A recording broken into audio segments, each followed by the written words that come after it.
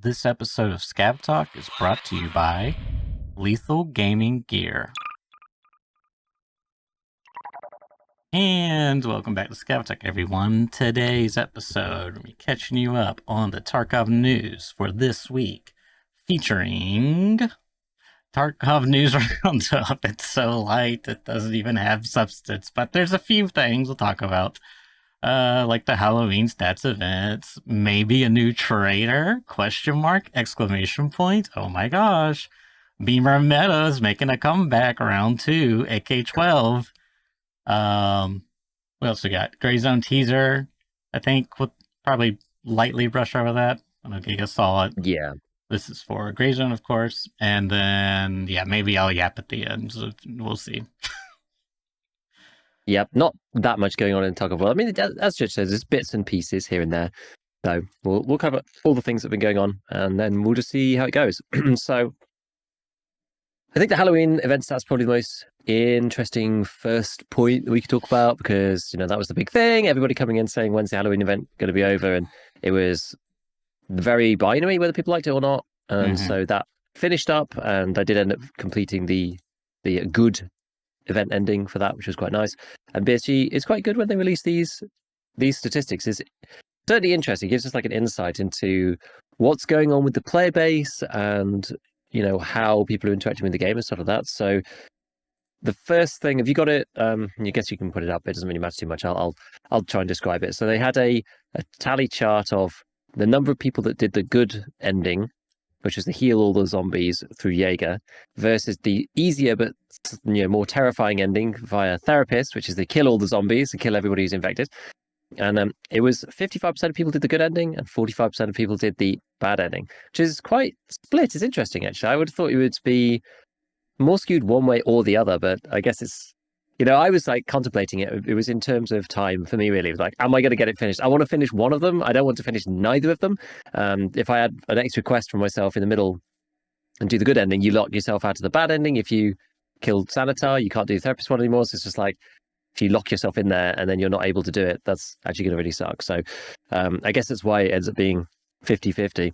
But the most interesting one then is the stat under this: accepted the Don't Believe Your Eyes quest, which is the very first one where you have to go into labs and find the room where the infection, or see the zombies in labs, I think it was. You have to go to the room and look at where the outbreak has come from.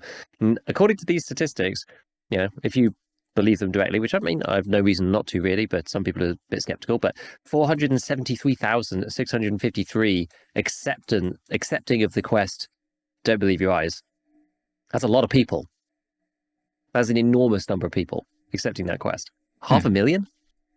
And this is, I do have a screenshot somewhere else, but it doesn't really matter. We don't need to put it up. But there was confirmation from Applesor, the community manager, the lead community manager. Basically, he said this is PvP and PvE, these stats together. So, take for that what you will. But there's a lot of people playing the game, according to these stats at least. And yeah, I mean, literally like 500,000 people. That's like kind of crazy. Obviously, that doesn't really, if you're thinking about that in terms of concurrent players, that's not really how to think about it, right? Because if this is like unique players on like across the event, so a concurrent player base would obviously be a lot lower than this, because there's 3 regions of people playing at different times. I don't know how long people play for on average for Tarkov, but say it's like 2 to 3 hours, then covering a 24-hour time window, even assuming that it was evenly spread across that time, which it isn't. We know that it isn't. Then that's like 12 windows of 2 hours or something, or 8 windows of 3 hours. So it'd be like a lot less than this, like 10% of it or something. But the US hours is like a lot more. So, and then it's PvP versus PvE. And but we don't get to track this stuff on Steam, but it just kind of gives us a little insight into how many people might be playing still. And I think previously, when we've gone through these estimations, I usually estimate there's about 500,000 people playing on the white, maybe a bit like, somewhere around there, maybe more. And then when you get to the end events, and it's like right at the end, after like a 7-month wipe, everyone's super fatigued. You get 10 to 20,000 players actually accepting the final quest. So I do wonder whether them adding PvE, Nikita keeps saying he's surprised how many people are playing on PvE. And I do wonder that because they've added that, there's just more people in general playing the game that we don't see, because they're playing on their own. They're not playing with other players, and so that kind of contributes a lot to this number. I wouldn't be surprised. 313 million scav of infected killed. They broke it down by like type, which is quite funny. Infected raider, infected scav, infected scientist, infected civilian, and then 188,000 infected Tagilla being killed. I actually didn't see infected Tagilla the whole time in the event, which is pretty weird. But I think he had a scythe or something. I think people were saying. Like I didn't even see any videos. But So funny enough, I actually did play oh, PvE though. I got a friend to help me get some nuts and bolts, and we did go factory because I was just like, I don't want to like have to deal with just well we because we ended up initially going reserve, right? And he had told me, he was like, so apparently if we go reserve, because when the time that we went, the infection was only like on factory, customs, and streets interchange labs. So it was like, shoreline and woods were like completely infection free, but like I don't want to play. okay. I don't want to play a 20-minute, 30-minute raid. I'm trying to get a couple nuts and bolts. So he was like, well, we can go reserve, and basically there isn't bots down in D2, like at all. So it's kind of like free reign. I think they'll kind of path around some of the outskirts of D2, like near the ramp on that long hallway, kind of like path in that area. But anyways, so yeah, but we did that, and we died trying to get underground. Like I died actually. My P.E.K.K.A did not save me from the buckshot scav. I forgot how brutal shotgun scavs are, especially in this armor system now. So that was really rough, and I was just like, all right, let's just do factory. How bad could it be? And it was kind of bad because Tagilla ended up killing my friend. But yeah, he was like purplish or like pinkish, his skin tone, if I recall correctly. And yeah, I mean, he was really tanky, but that's kind of, I don't know if that's anything new there. So. Yeah. Exactly. Yeah, so I don't know. I didn't see him at all. I was just like, while you were talking, I was just like running through the numbers. Like total raids, 15 million USEC and 11 million bear raids. And we've got total number of infected killed, 313. So excluding, I mean, there were some scavs who were playing too, but just excluding the scav raids, like per PMC, that's only 12 zombies killed per raid for PMCs. I guess there was like a bunch of people who like went in and died straight away, so that's like 0. So it's interesting that the amount was actually relatively low. I guess that kind of is the reason why so many people were complaining about the event, saying that it's too hard. If you're only killing, like that's the average too. So there's lots of raids, people only killing a handful and then getting murdered. But as you say with the P.E.K.K.A, it's just like it's bad when you fight against zombies too. Like I got hit in the throat and it was just really annoying. So I don't know. What else do we have here? So then we've got the next page of this. So there's PMCs killed by the infected, 5.4 million. So that's actually looking at the number of raids before. So it was about 26 million raids in total. So that's 20% of the time a PMC would be dying to the infected in the raid. Never mind any other way. And where's the next one? Here it is, yeah. And like loads of player scavs killed. It's actually funny because like player scavs was like it's just impossible to survive, right? You've got like 4 million raids done as player scavs and like 700,000 dying. It's just a lot. It's just like so many player scavs dying, like 25-30% chance to die to the zombies. And I was quite surprised by the weapon choices here because I did use shotguns a little bit. I think a lot of people just tried it because it's just like it's the thing. Makes sense, yeah. It's the zombie game mode. You like try the shotgun. So 153, always pretty good. People using, I don't know, buckshot, slugs, whatever. I end up using slugs. M4, just because it always seems to be up there. Benelli, I'm surprised. I don't know why the M3 Supers are there. I guess because you can have like 13 shells in it, maybe. People can get like the longest mag for it. Oh, yeah, true. The 155, and then the MCX. I did see a lot of people using Whisper. But I genuinely thought that the SA58 with Ultra Nozzler was the best gun overall because you could buy the 50s off the flea and you could just go crazy with it. You could buy like 1,200 rounds off the trader and it was off Jaeger, but you could also buy them off the marketplace and people were selling them like in vast quantities. And yeah, most popular locations, obviously labs, because people had to do it for the quest and it was free, so you may as well. And it didn't play out like normal labs, right? It's just like PMCs really weren't the threat on that map. It's like yeah, Uber Factory because it's so closed down. And then Shoreline, which again, that's probably because of Sanitar, because you had to go to kill Sanitar to fill one of the quest lines to go and do the Jaeger part.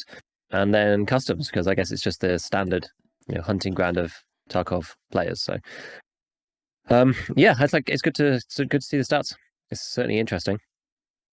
And there's a lot of people playing the game, if this is true. It's mad. It is actually mad. So, elsewhere in the Tarkov sphere, we have got... I don't know what you would call this from Nikita. There's like, sometimes he just posts just unhinged videos of like random stuff. And there's one that was, it's like people stood around a fire. Basically just like alternates between people shooting guns and people working in Blender, I think, or like Unity or whatever, whatever it is people used to make like models and assets and stuff like that. So it's got, he's just like posting random. Did he post anything else actually? I only checked that one. I think there was another one from earlier, like on the 9th or something. I can't remember. There was something that he posted. Oh yeah, on the 9th. There was something else on the 9th actually, and that was again more just like random bits of the office. There's like a Molotov in it, and stuff like that. Is that the one? Yeah, the one that you're showing now. This is the latest one, isn't it? Yeah, with them stood by the fire and just like running around with various guns and modeling stuff, doing the raid series. That was Chronicles of Rizzy. And then there's that other one. I don't know what that one was. What was that one there? There's like a AK that showing them doing target. Yeah, I'm not sure. Like debug type stuff. Maybe animation debugging. Yeah, snapshot of the Molotov cocktail. I guess that was the zombies there. Oh yeah. There was a little shot of like the animation of the zombies, how they like sort of crouch down or something like that. Yeah. I think so. Yeah. So they would like actually, they put in like they put the work in for the event, right? They put custom animations for this thing. Got like the guys like designers like making this stuff, and then they're building maps and whatnot. There's one really funny one actually from Tarkov Basement Guy. Again, I've forgotten until I scrolled down here, which is the Plants vs Zombies one. I don't know if I've seen that. If you go to his replies instead, the Tarkov Basement Guy. Well, just Nikita. Oh, if you go into his replies, no, he's like the overall. So if you go like right to the top of the page, and then look at his replies. If you keep going between posts, because he posted, I know what will be the next Halloween event. And it's this one here, and it's like it's from Tarkov Basement Guy, and it's like a Plants vs Zombies. I don't know what they've done. It's like some kind of mod of Plants vs Zombies they've got in the EFT engine. Like they've just like mocked this thing up, so it's the pea shooter things like shooting out and hitting the zombies or whatever. It's quite fun. So there's a bunch of random stuff out of the BSG team on that stuff, but the most important one is potentially this new boss, and not a new boss, sorry, this new trader. So this is kind of all like there's all like interlinked, like new stuff that's coming through. So first off, we have this picture that was done. Again, this is like Elvis Vista again. We've spoken about him a few times, which was about I was scanned for an unknown character in EFT. This is in 2016. This is like 8 years ago. Ever since I was a kid, I dreamed of being in a video game. And you can see it's kind of like, modeling this particular character. And I didn't really think much of it. I was just like, I don't know what this is really, to do with. But this ended up, I don't know which order to do this in particular. Let's just look at who this actually is. So this is presumably Ogrizok, who Rima, who's the maps man, he posted saying like, is this trader here? Because that trader, we don't know anything about Ogrizok yet, except for the raid series. So this is where the raid guys go to meet him to get the Terror Group Slabs card, whatever. Like we've mentioned him previously. And the interesting part about this is that in the background of the Ogrizok picture, where it shows him, with the gun or whatever, and you can go back to the raid series to look at this room. This room is in the new area on Woods that appeared magically the other day. Really? It is this room. It's like near identical. And Remo's been through and looked at it and said, yeah, it's near identical. Oh, you're talking about the like underground That bunker area with the tiling on the. Not that one. I'm talking about the other one that we had just started to see when we were talking last week, which is the new area that was added by the old rail yard area, With where the very Flarix? bad scav. No, a very bad scav had to crawl under the train because there's like mines and snipers. Oh, And I said, like, you can't get in here because there's mines and snipers everywhere, but you can. And people went to go and explore it between last time and this time. People have gone to go and explore and see what is in there, and this room is in there. neat. Well, that tells a lot. Yeah. So I don't really know. So I went to go and check it out myself. I was actually going to make a video about the new woods because I saw the thing on Reddit. Right, I check Reddit sort of every now and I saw somebody posting saying, "Hey, you can get into this new woods area by crawling." There's the train, right? So it says like mines and snipers, and then you crawl to the right of the train, and you hug it as closely as possible, and the sniper doesn't shoot at you, and there's no mines at all, right? And you can get in, and there's a slightly offset set of barbed wire at the end, so you can crawl under the final train and get inside. And you can walk around. If you go too close to kind of the UN side of the base, you will get shot by a sniper. But you can walk around. There's like loads of loot in there, and Ogazok's hideout room is also in there. So lots of people have been going in there in the last week. Super like risky to go in there because you have to crawl for like 30 seconds to get inside. So people can just kill you if they want to. And it's annoying to get out of because like often you break your legs, so you kind of need a painkiller. And if you run on the wrong bit of the train, like a mine goes off like up like 3 meters in the air when you're running on the train. It's just really annoying, and like it's kind of bugged. And people are saying like, are we supposed to be in here or not? Like, is it designed that we're supposed to be in there? I'm not sure if it was an oversight or not, whether it was just like they put it in and made a pathway that was possible just to see if somebody would find their way in. And because the BSG loves doing that kind of stuff, like the player base organically discovering something rather than saying, hello, we've done an update. Yeah, we've added this area to Woods Enjoy, right? They're usually just like silently adding stuff and then waiting for people to discover it, like with this Reddit thread. So I was going to make a video about it, and then I ended up I went on YouTube, and it was like literally everybody who talked about this thing. So I was just like, okay, we'll leave it. Like it's no big deal. Like there's nothing else really to add to this conversation. But yeah, you can crawl, as the Church is showing on screen now, you can crawl under the final train and get inside. And then So during there's like this a few time, buildings. you're getting sniped at, but they're not hitting you. No, they don't even shoot you if you take Oh that wow. particular route. Okay. Yeah. So like as you crawl out from under the train, if you were to go to the far right-hand side of the base, like on your way in, and don't go near the road bit, there's a little room and you can go in there, and that's the Ogrizox one. So it's not this building on the left. Now lots of people are like, oh, this is Prapor's room, because remember we got those like real life Prapor Yes. pictures of like him being in raid and stuff. I went back and had a look, and I was like, it doesn't really look like it, it sort of does, like aesthetically, but like it's not the same room. Like not that necessarily matters, right? Because these things are all concept art, so maybe they've changed it. So I was like, maybe it still is, but I don't know. And then as soon as people started talking about Ogrizoc and being like, oh, it's actually the identical room, it's the same room, I was like, oh man, okay, this is it. So it's not Prapor's base at all. Yeah, if you run, so Church is just showing the video. If you run, instead of running where they did, and that's how I got out the first time, if you instead run like right along the edge of the train, so the train, like the middle cargo train area that doesn't have a sort of covered container on it, there's that middle one. If you run along the metal paneling on the left, like Uh-huh. rather than dropping down, if you run along the very left-hand edge of the train, you get hit by a mine Uh in midair, which is I thought was really unfair. So I went in there as scav on stream, and I didn't have a painkiller or a splint, so I ended up just like I got blown up along that like edge bit, like 3 meters into the air by a mine, and then died, not being able to get out of the map, which is like really annoying. But anyway, okay, so that's the deal, right? People don't really know whether they're supposed to be in the new base or not. Now there is another post that I actually saw on Reddit. Reddit's actually been clutch for this, which is usually you don't normally say that. But there was another post that somebody made, which was the BTR driver had some text added to him, where they said, I've got a base too. The old depot in the Prizesk protected area, which is in Woods. Over there, I heard some trader used to live there, but then he vanished. Maybe got killed. Maybe something else happened. He left a good spot, though. What's not so good are the punks trying to break in. They're sneaking in under the train. But no worries, my guys have already started setting up mines around there. So like the post was like, they know, watch out for new mines, and it's quite cool that BSG are like setting. This is actually the thing that I really enjoy about this type of game, right? And like the fact that they have the flex to do this. they add stuff silently. People discover it naturally and organically as a community, and then they respond to the community with stuff in game. Like that's cool. That's the best way of doing this stuff. I love this kind of thing. It's just really really fun, and people. It's like little Easter eggs, like secret stuff. Like it's just really cool. It just adds so much to the like richness of the game for me.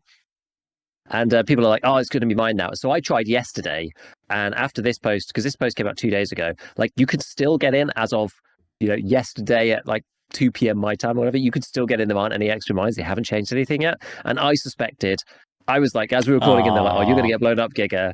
And I was like, "Are you good? They're going to have to surely they're going to have to like posted a patch or something to make this work." What's R?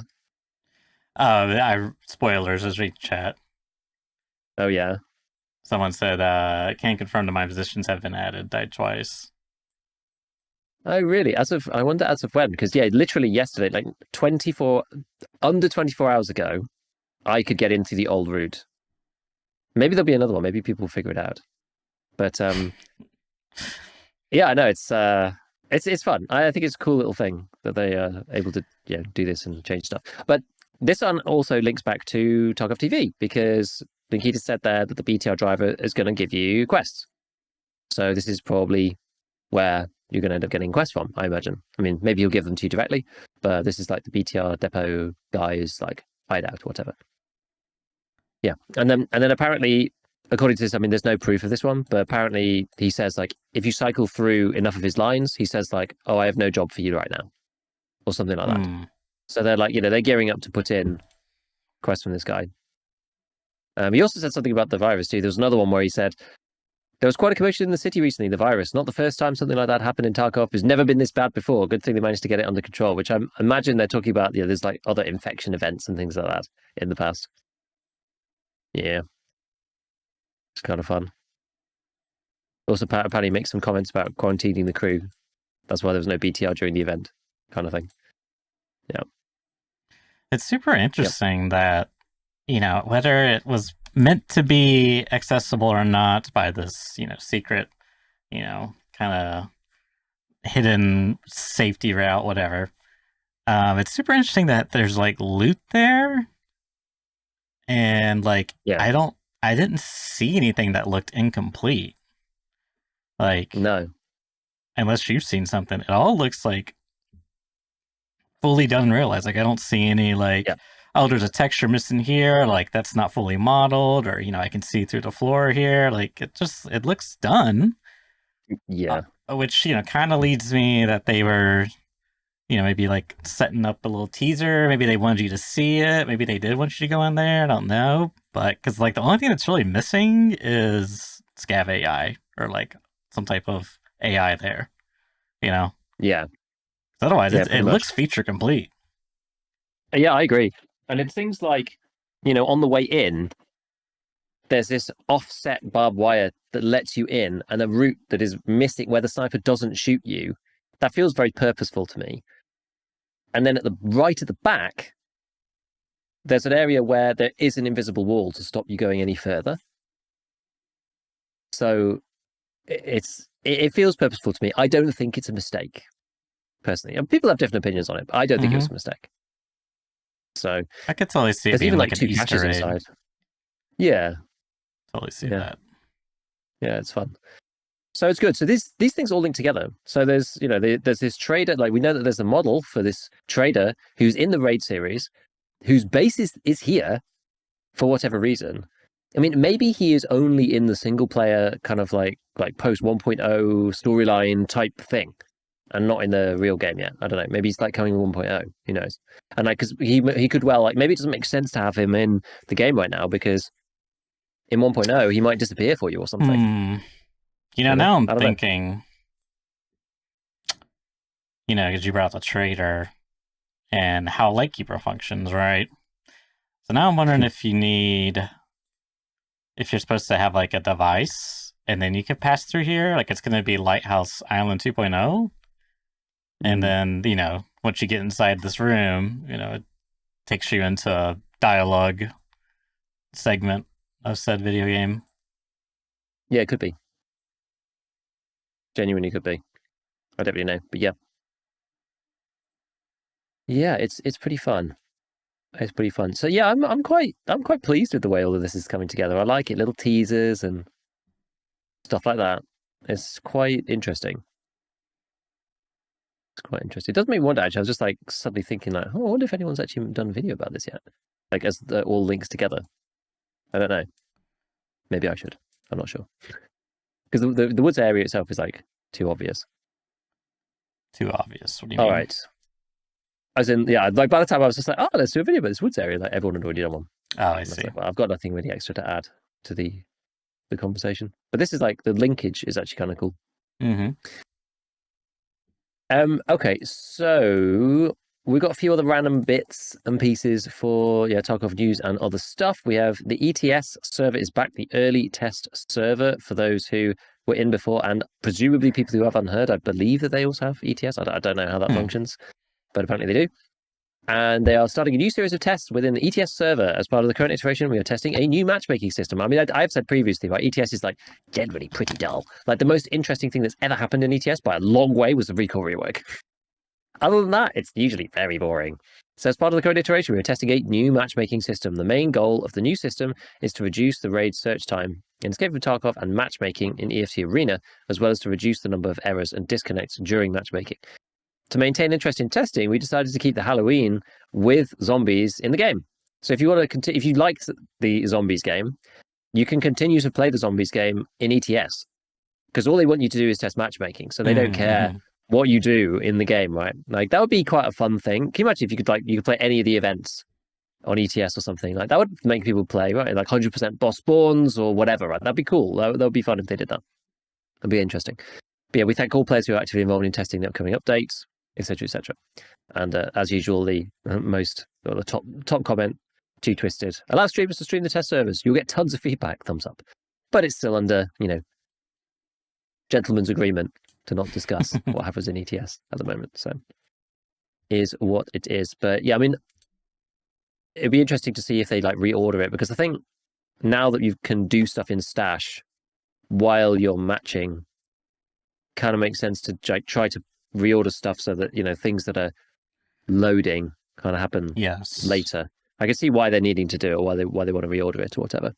So we'll see how that works out. I mean, it's not the most critical thing of all time, but yeah, it'd be good though. Still good to do. Yeah, two other bits. I mean, let's just talk about this because it's quite quick. So Lightkeeper right now, Lightkeeper. So I've been doing the Lightkeeper task line to try and finally get there because I avoided it for a little bit. We were doing other staff events and zombies and whatnot.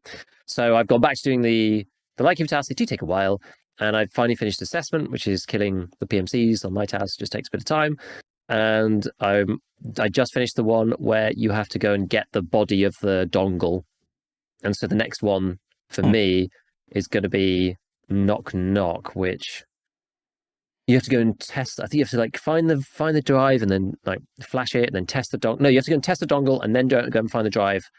Okay. But I've been told as I was going through because my title on it was like Lightkeeper task line, like getting to Lightkeeper or whatever. Been told by many people do not progress any further than where I am because it will break basically. So finding the dongle is okay. Going to test the dongle is okay. But as soon as you get onto the next one, which I think is called Getting Acquainted, which is the one you have to get the V3 flash drive, as soon as you're on that one, I think as soon as you play a raid, it fails. There's no way to complete it, and restart it. You're just stuck. The quest just fails and that's it. You're just done. And even like going and killing Zrachi and then doing the makeup quest, that's also stuck. So there's no way through at all at the moment, apparently, ever since the zombies quest or the zombies event appeared. Supposedly it's a known problem. And there's like other people who've done all the way up to Lightkeeper's 10th task. I think it's called Trouble in the Big City. It's the one that you get the spear from and the spear ammo. So it's like a big reward for a long way in the future. It's like it takes a lot of grinding to get there. And people have like done the quest, no spear, no ammo. So it's just like really, really crappy, right? And there's a lot of people have converted over from. I feel like the Lightkeeper thing. Yeah, you have to play a lot of Lighthouse or whatever, but I feel like there's a lot of players that do it now because level 42 for most people is relatively straightforward as long as you play enough. You just do normal quests until you get there. And doing Kappa is now really, really annoying and so hard because there's so many quests that you need for it. It's just more and more and more quests. They've added all the test drives to Kappa as well now, to do like 5 sets of test drive as well as all the other stuff. And it takes a long time. So a lot of people, and myself included, use the Lightkeeper task as kind of the sort of intermediate end game. It's like, you do the Lightkeeper task, you get to him. You don't really get rewarded for doing Kappa, but through Lightkeeper, if you did then go and do the quest line, you can get the CQCM, you can get the spear, you can get like a bunch of stuff. So there are actually real rewards for doing that. So a lot of people are using the Lightkeeper tasks as the sort of end game at the moment. And so to have it just be stuck, you can't go any further, is a real shame. But yeah, if you're in that task line, just beware. Don't go any further than, don't complete Knock Knock. Is what the advice that I've been given from other people. Obviously, I'm not doing it myself. I don't want to get myself quest locked on it. But loads of people have come and been like, "Hey, do you know the fix for, I've got this quest and I've tried to find V3 Flash and then it's failed and I can't get it back." And I literally had like 5 or 6 people come in a 3-hour period asking me how to fix it. And I was like, as per the first 2 people who told me about this, you can't. So as what people have told me, so it doesn't seem to be a fix yet. So yeah, Lightkeeper bugs, avoid. Beware, and we'll have to just wait for a fix or something. So, yeah.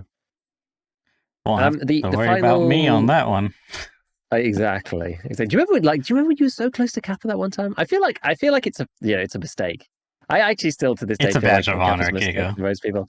Yeah, but like. No, I mean not getting so close and being like, getting so yeah, no. Yeah, it's a badge it's of just honor. like, yeah. It's like it just like unveils like the worst. Like the only other friend who I had was like the most into EFT, like no longer plays because of that quest. Yeah. So like you get so like sunk into it that you just get burnt out, whatever. Just like don't do it. It's not good for you. You know what you know what it reminds me of is MMO RPG type of gameplay loop, which is like I know Nikita said he wants like the game to feel like that MMORPG, but after playing New World and like realizing just how much like I loathe MMOs in general, yeah, it just makes me think like, yeah, these are like kind of the same type of systems for. I don't know. It's like very, very 1-to-1. It feels like, but maybe that will change with the story quests. Maybe they'll be top tier. We'll see. But yes, we will see.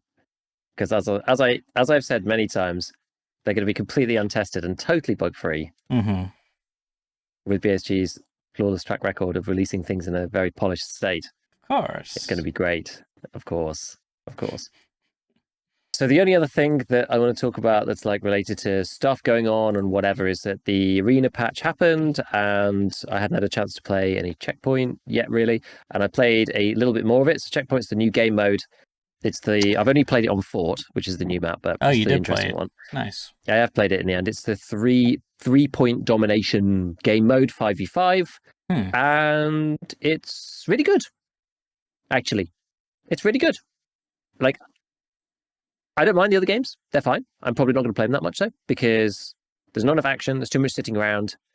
I want to use it to train myself, like doing aim and movement and whatever. Not to be like being really sneaky and tactical, whatever. Like, there's enough in the main game of that for me. So I want to train like more aim and whatever.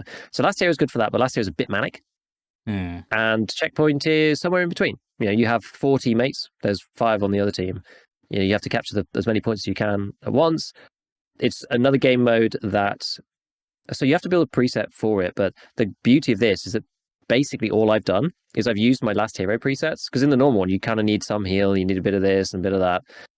In Last Hero, you don't need anything, right? Because you die so quickly, and you just like, if you run out of ammo, you just get killed and then respawn. And in this one, this game mode is another game mode which automatically gives you painkiller the whole time, which is a really good choice for this one, because you're spawning in constantly, right? It's a deathmatch, a team deathmatch in this particular instance. And so the only thing I've changed about my preset for Checkpoint is add an ETG, because you are in the map like a bit longer. You don't really want to die. You will like there is time between the engagements usually, so you'll fight like a 1v2 or a 2v2 or a 3v2 or a 3v1, and then there'll be a little break, and then you might fight another 2 players or another 1 player. So there is time to like sit, do stuff, heal, whatever. So I just like got an ETG. I do tend not to last more than like 3 fights. Usually you're dead by then, or like run out of ammo or whatever. But it's good, like it's fun, and the fort map's interesting. I quite like it. It's like very close range most of the time, but there's like verticality to it. It's like quite fun. It's been good. I've enjoyed it actually. Yeah, Nice. I've enjoyed it. So I think that's actually decent. I would like to play it on 2 of the other maps, but I think you pretty much always get matched onto Fort because I think everyone wants to play Fort because it's the new one. But yeah, I just thought I'd report back on that and say it's actually good. The only thing that I would say is a little bit. I like got partway through and I was like, oh, there's still like 6 minutes left because it's a 15-minute timer. It's the same as Last Hero. It's another good thing about the game mode that I really like is that the time is set. It's just like, you have to get to a certain, whoever's got the most points by the time the time finishes kind of thing. So it's like a 15-minute game mode. Like Last Hero is 10. So you know exactly how long it's going to finish. And I like that a lot. But it's, it's good. It's good.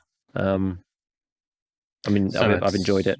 Just like kind of like the Battlefield. I guess it's less Battlefield, more like Call of Duty domination. Yeah. You got like 3 points and you just hold them over time, or exactly. Yeah, you cap them and then you get points added for each one. As each second you get points racking up. Yep. So you just have to hold as many as you can, and it's kind of just however long you hold them for, more than the other team ends up winning. Gotcha. It's good. It's good. So yeah, it's fun. I ran it like the first time I ran it, I was like, oh, I'm doing my SMGs thing, but then I had to do Enforcer because of the daily, and then I was like, oh, let's see what SMGs the Enforcer has, and then I was like, oh, it's just the STM. Okay, so I took the STM, and it was very hard. It was so bad. Like I'm not very good with the semi-auto anyway, but like.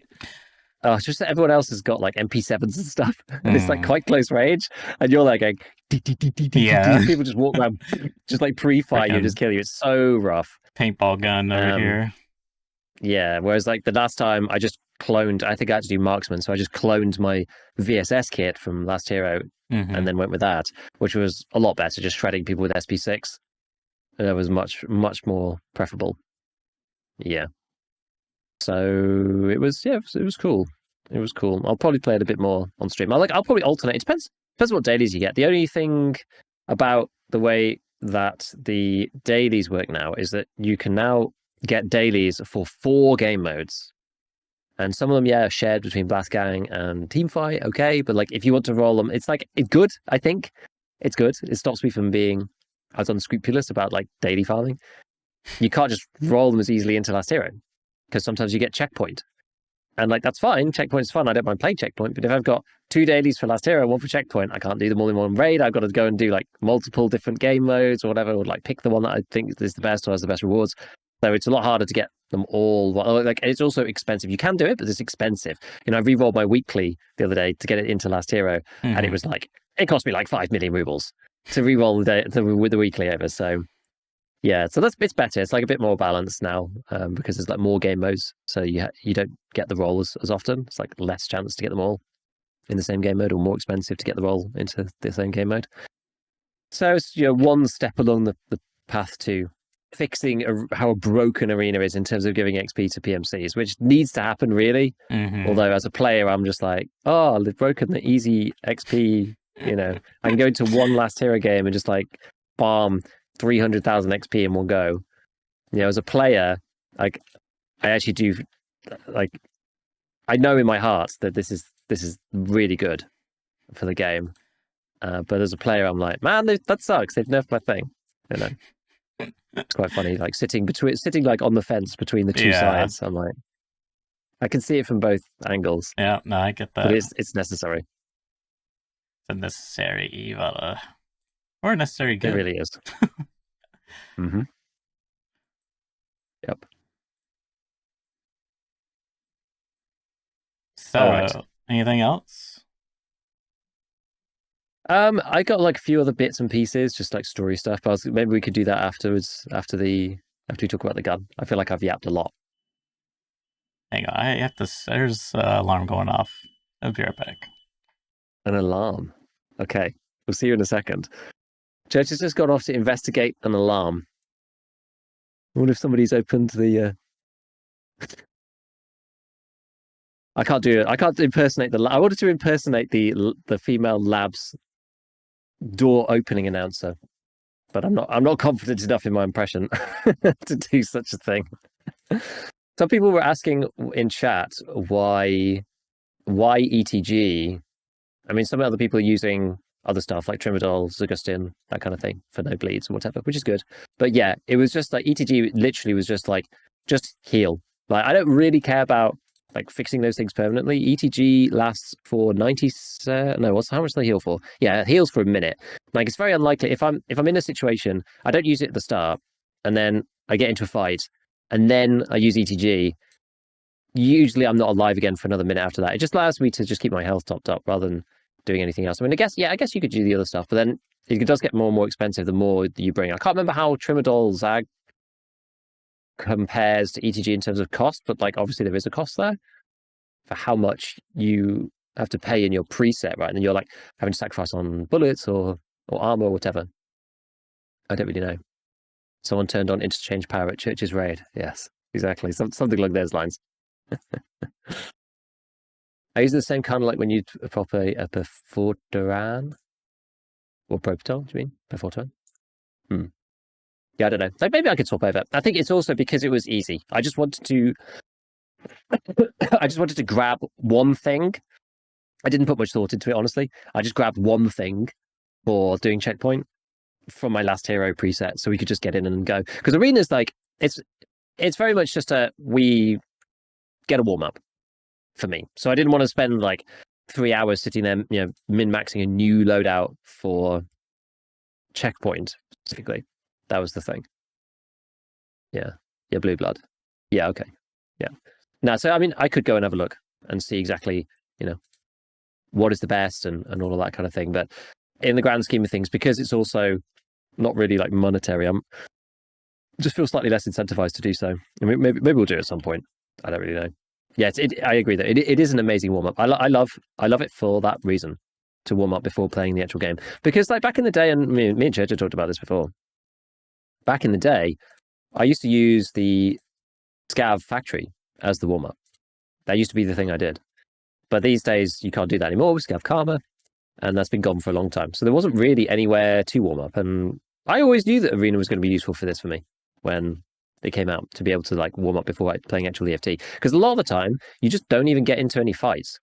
So, if you haven't, and as often is the case with myself, if you haven't played like over the weekend, for example, which I often don't, when I come back on Monday morning, I'm like, man, I haven't played since like Thursday, the prior week. So it's like Friday, Saturday, Sunday, like 4 days. I haven't played any Tarkov, and it's a long time.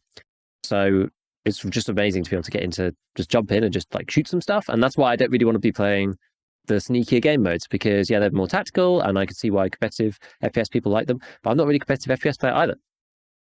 So yeah, it's good.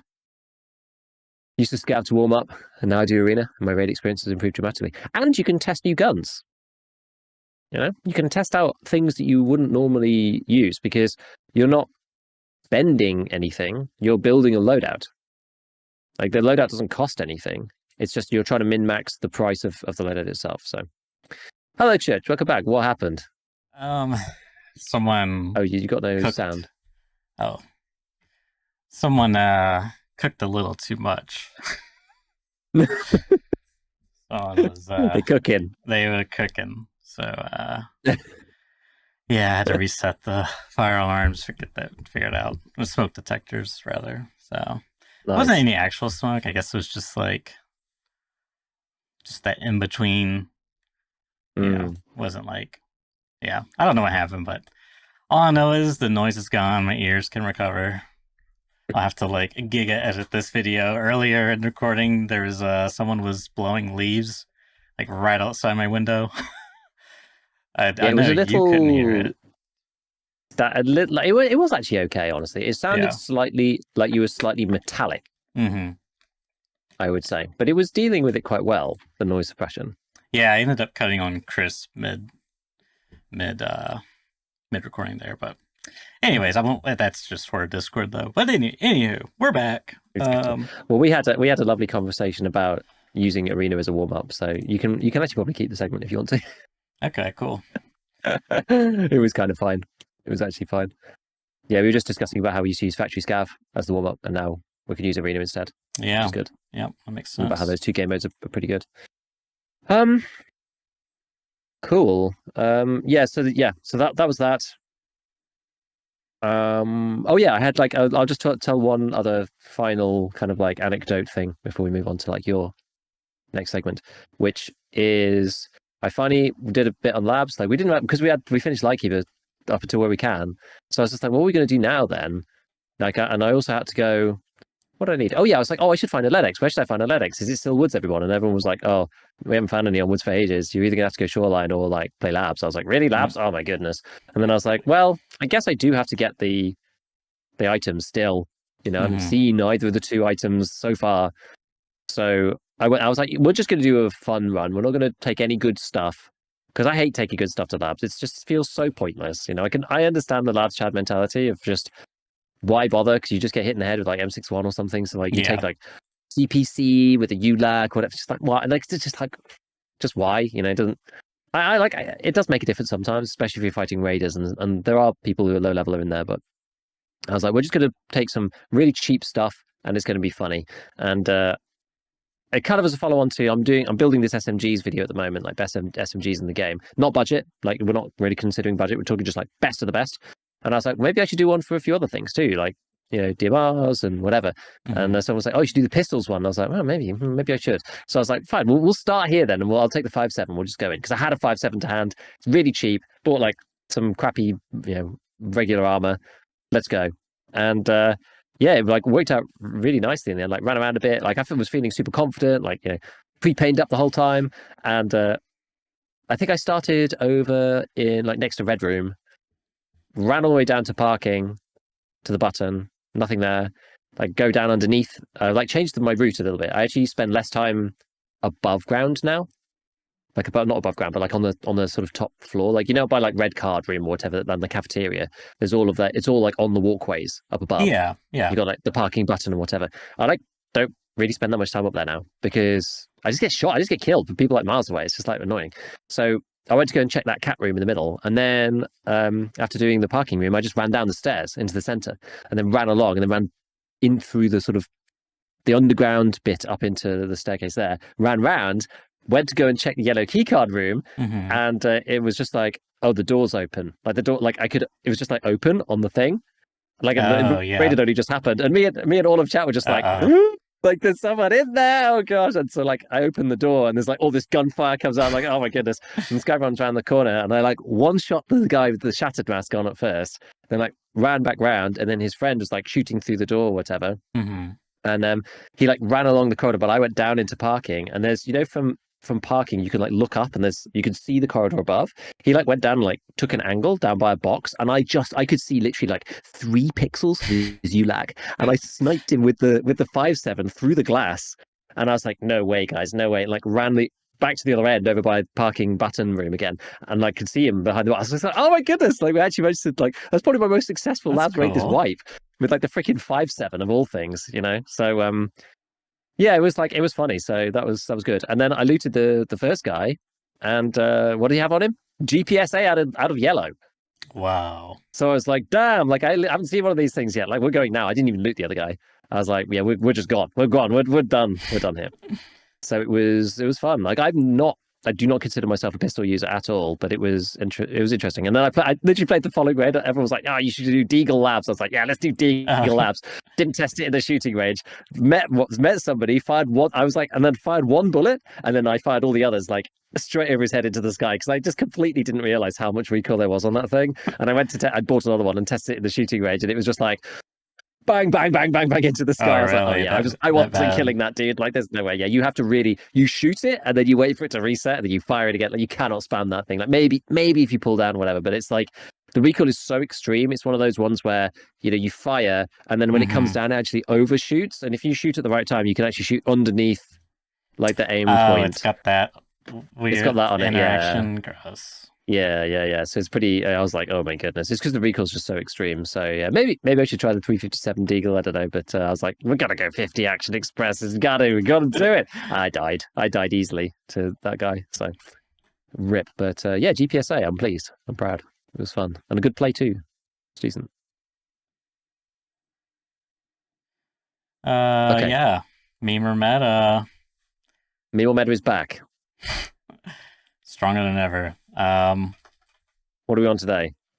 Today I did a little poll on over at I think Spotify. Did I do a YouTube poll also? I don't remember, but um, and yeah, out of the ones that I selected out of five, the AK-12 was voted the most popular to be reviewed for Memer Meta, and I mean I Hmm. don't really. Have you ever used the AK-12? I mean, surely, right?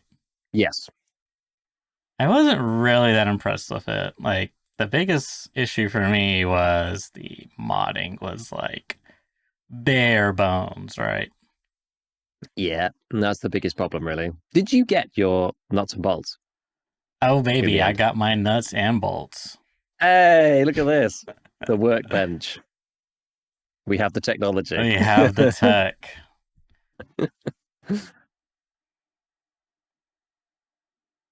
Yeah. Mm. Um what were we talking about before? Yeah, you can't do much. It's the modding. Yeah. You can't do much with the AK-12. I agree. You can't. Which for me is like a big I mean, okay, so like you can put the suppressor on, but like the suppressor is really bad stat wise. It's like where is it? It's not Oh, amazing, no.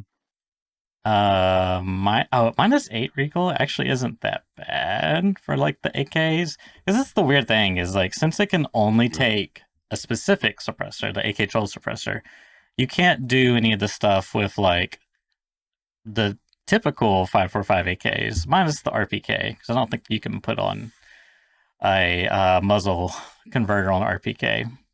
Um, Yeah. but on like an AK S74U, an AKS, an AK-74,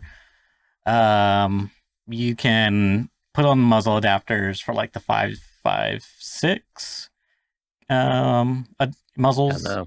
which is newer this patch wipe, and that can definitely give you some stats you previously couldn't do because if you do the atypical um, muzzles that just like replace the muzzle, right? They don't like Yeah, attach onto it. You're not getting the full benefit of like stacking muzzles. like exactly. like the I love the SIG for that reason. It's like you got like the muzzle housing, then you got like okay, what type of device do you want it? Okay, then what type of sheath do you want over it? And they all like add up for like the ultimate stacking of devices. It's funny. It's like the BMD Yeah, as yeah, the well. BMD is like that. Yeah. Yeah, BMD, the outer bit, and then the muzzle brake, and then another like reduction device thing on the inside. Yeah, it's pretty funny. Do you want metallic Yeah. spray paint or do you want jet black for +1 cool points? Oh yeah, jet black. +1 spray paint. Let's go. Yeah, it's good. It's good. I'm actually just going to quickly build one here. I think just a comparison, Sure. just I so I can mean, remind myself of the combos. But yeah, there is yeah, I don't some know. uniqueness to it. Aside from the, you know, the unique suppressor that you can get on it. Because that's your two options. You either take the stock standard muzzle device or you get the suppressor. Um, the rate of fire is 700, which I believe the five like atypical on average the 545 AKs typically have like 650. Um, Usually, and there's some exceptions. Like I think some of the AKs that are like shorter, like the AK 105, I think it has a slower rate of fire, even though it's a 545. But yeah, so you get 50 extra rate of fire, which is like kind of nice. I'm not really sure what other pros it has. It's like it's such a weird. Well, this is kind of the interesting thing about the early wipe in regards to you know comparing weapons across the same caliber.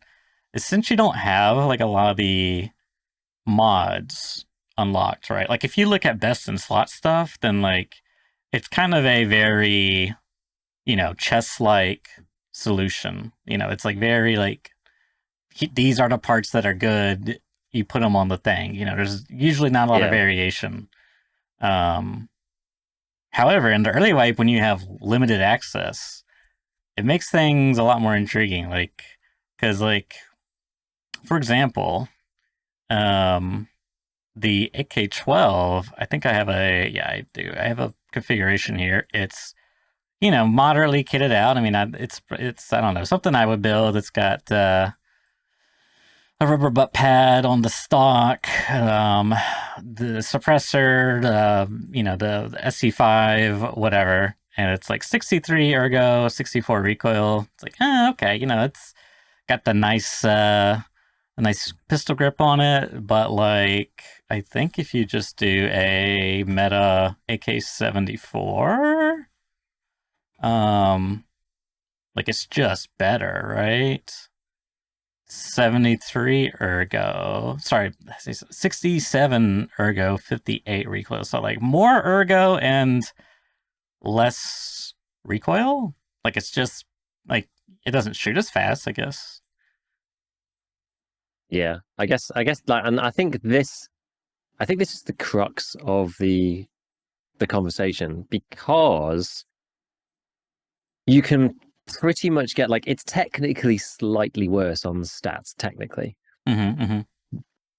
But at that point, it, like, and the difference between them doesn't really matter. And you didn't have to buy anything for it either, really, right? Because you can't change the handguard, and you're just buying a stock. It already comes with a regular buffer tube. Then it's very, very similar, but with the AK-12, you just get that extra 50 fire rate, which you can't get from the other guns. Like, you just can't buy that. Yeah. And I think my personal opinion of it is, for that reason, it actually is meta rather than a meme, because it's with the recoil rework and stuff. Like in the past, you would sweat about 10 recoil, 5-10 recoil, like quite a lot. But now, I've got two. I've got two here, which is very similar, which is 63 vertical recoil on the AK-12 versus 57 on the AK-74N. Like, practically speaking, the difference between those two things is negligible, really. It just hardly matters. So I think at that point you're like, well, I'll probably take the fire rate. Honestly, I could probably take the fire rate. The only time that that's not so good is if you want to make something really high ergo. So like, yeah, you're much more restricted with the AK-12, and the like for like build, they're very similar, and the fire rate's probably better. But if you want to take something that's like really snappy and like a CQB kind of thing, yeah, you can go for an AK-74U with a mini monster on it now, which is there isn't an equivalent for that for the AK-12. So that's the unfortunate part for it. But for what it does, I think it probably ends up being the best, actually, for what it does. There's one other thing I'm just looking at here. Against the AK-74N, which is what I built as like a comparison, it has a tighter MOA as well. It's just like slightly better at range. Not by much, 1.64 versus 2, but it's just like slightly more likely to hit a headshot over decent distance. If you're using BS or something like that, you will actually, you can kill people through. I can't remember. So let me get my table up, because you can kill people with BS rounds through a class 4 helmet at like quite a distance. And this is ever since that they changed the ammo stats, right? It's like 545 is quite good now. Like, there used to be loads of them. When I did I think I should have made more of a bigger point about this, like about how previously PP, BP, and BT all didn't one-shot through the class 4 helmet at point blank. I just kind of said like, oh, what's the situation now? But I think I should have pressed more on the point that that's not the case anymore for anything except for PP. Only PP won't one-shot through a class 4 helmet. BP and BT both will, because of the buffs that they've had. So yeah, BP can headshot all the way up to 120 meters, which is pretty good. And BT does up until 50 meters. And if you have 7 and 40, that can headshot up to 170 meters. So, it's possible to reach out and clip people with this thing, even if they're wearing a ULAC. It's a lot better, right? And as I was saying before, like 2 of these that now reach 50 and 120 meters, they used to not be able to do it at point blank. And it's a few points of damage. it's all that matters, right? Like we're talking like it's so break pointy because 49 damage, which is 44 damage, which is BP now. You times that by 0.8, which is roughly where you end up normally. Not in this particular case, but it's damage and pen together, but that gets you to 35. So it's like we're so close around the head threshold. Like one damage point is tens of meters in distance, and these things got buffed like considerably. So I think because BT went from 40, it got buffed a lot. It went from like 45 damage to like 52 or something. It was like 7 damage extra. So it went from like, oh, you can't kill through a class 4 helmet, and like, oh, now you can kill people up to 50 meters with it because it was such a big deal. And the same with BP, but BP had it, because BP got reworked like a while back. Yeah. And it went PP, BP, BT, but then they reworked it, and then BP ends up being like more like 5501. So now because that's got pen of 41, the damage reduction is loads less as well. So that's why it ends up going to over 100 meters now, because it's like the damage is a bit higher and the pen's a bit higher, and the combination of the two, like it ratchets everything up, because it's like, oh, it holds higher damage and pen for longer because it has a higher starting amount, and then because the pen is high when it gets there, it means that it can still kill through the ULAC. So it's like a double sort of effect. It's quite interesting. Yeah, the ammo change definitely, I feel like, from a theory view, has definitely made the 545s like bolster them up a lot more in terms of lethality. And just to circle back to this point, I think the main advantage of a gun like this, which follows suit with how I would approach the early wipe. So like, I mean, the best way to demonstrate this really is just to like, as you said, it's like, the AK-74 with all the meta parts unlocked, you can get it to like a little bit lower recoil, a little bit better ergo, but you can't get the 50 extra rate of fire. But early wipe, you don't have access to all that. So like, just like straight up out of the gate, from comparing apples to apples, like stock to stock, you get 57 ergo on the AK-12 and 68 recoil, whereas just like a stock AK-74, you get 43 ergo and 85 recoil. And like, even if you do put on very limited trader parts, you're not really gonna get, I don't think you're gonna get anything like actually meaningful. I mean, we could see, like, we put on the CAC, we gotta put on the CAC. I feel like rubber butt pad nowadays is like not early wipe because it's so far behind on it's not so far behind, but it's like it's annoying, decent, right? Is it Gunsmith 5 or something? Yeah, I can't remember. it's like 4 or 5 something. I agree. Annoying is the exact word I would use. Yeah, it's like 60 round mags for the AK and like parts for various things that you need before you can get there. It's just a pain. So I mean, yeah, you could like bolster the ergo up a bit. I'm trying to think of what else could you do. I mean, yeah, you could slap on a what's it called? Bastion, of course. But I mean, just with this like a few level 1 trader parts, I don't know if you get a better muzzle early on. Not really. Like the first one, which one are you on? The 74? Yeah, the first one's that one. The DTK1, is it? Yeah, but that's okay. Tier 2, I think. Okay. I mean, let's say you found like this one in raid, the Serv SRVV, -4 recoil swing. You're still looking at 56 ergo, 80 recoil. Like, this thing did not get that much better. So, I mean, then this is like kind of what I used to value a lot in the early wipe was the RPK 16, because that's the other thing too, is like you gotta buy these mods to put it on there. You gotta buy like rails, like the RPK and the AK-12, they just come with this stuff on there. If you find like a box crate or buy off the flea, assuming they didn't rip the parts off and scam you, but that's a different story. Yeah, there's one other thing as well, which I actually don't think is relevant right now, but maybe it will be at some point. And it's slightly unfortunate the way that this functions. But the AK-12 has got burst, which we never talk about in this game, but it's because it's bad typically.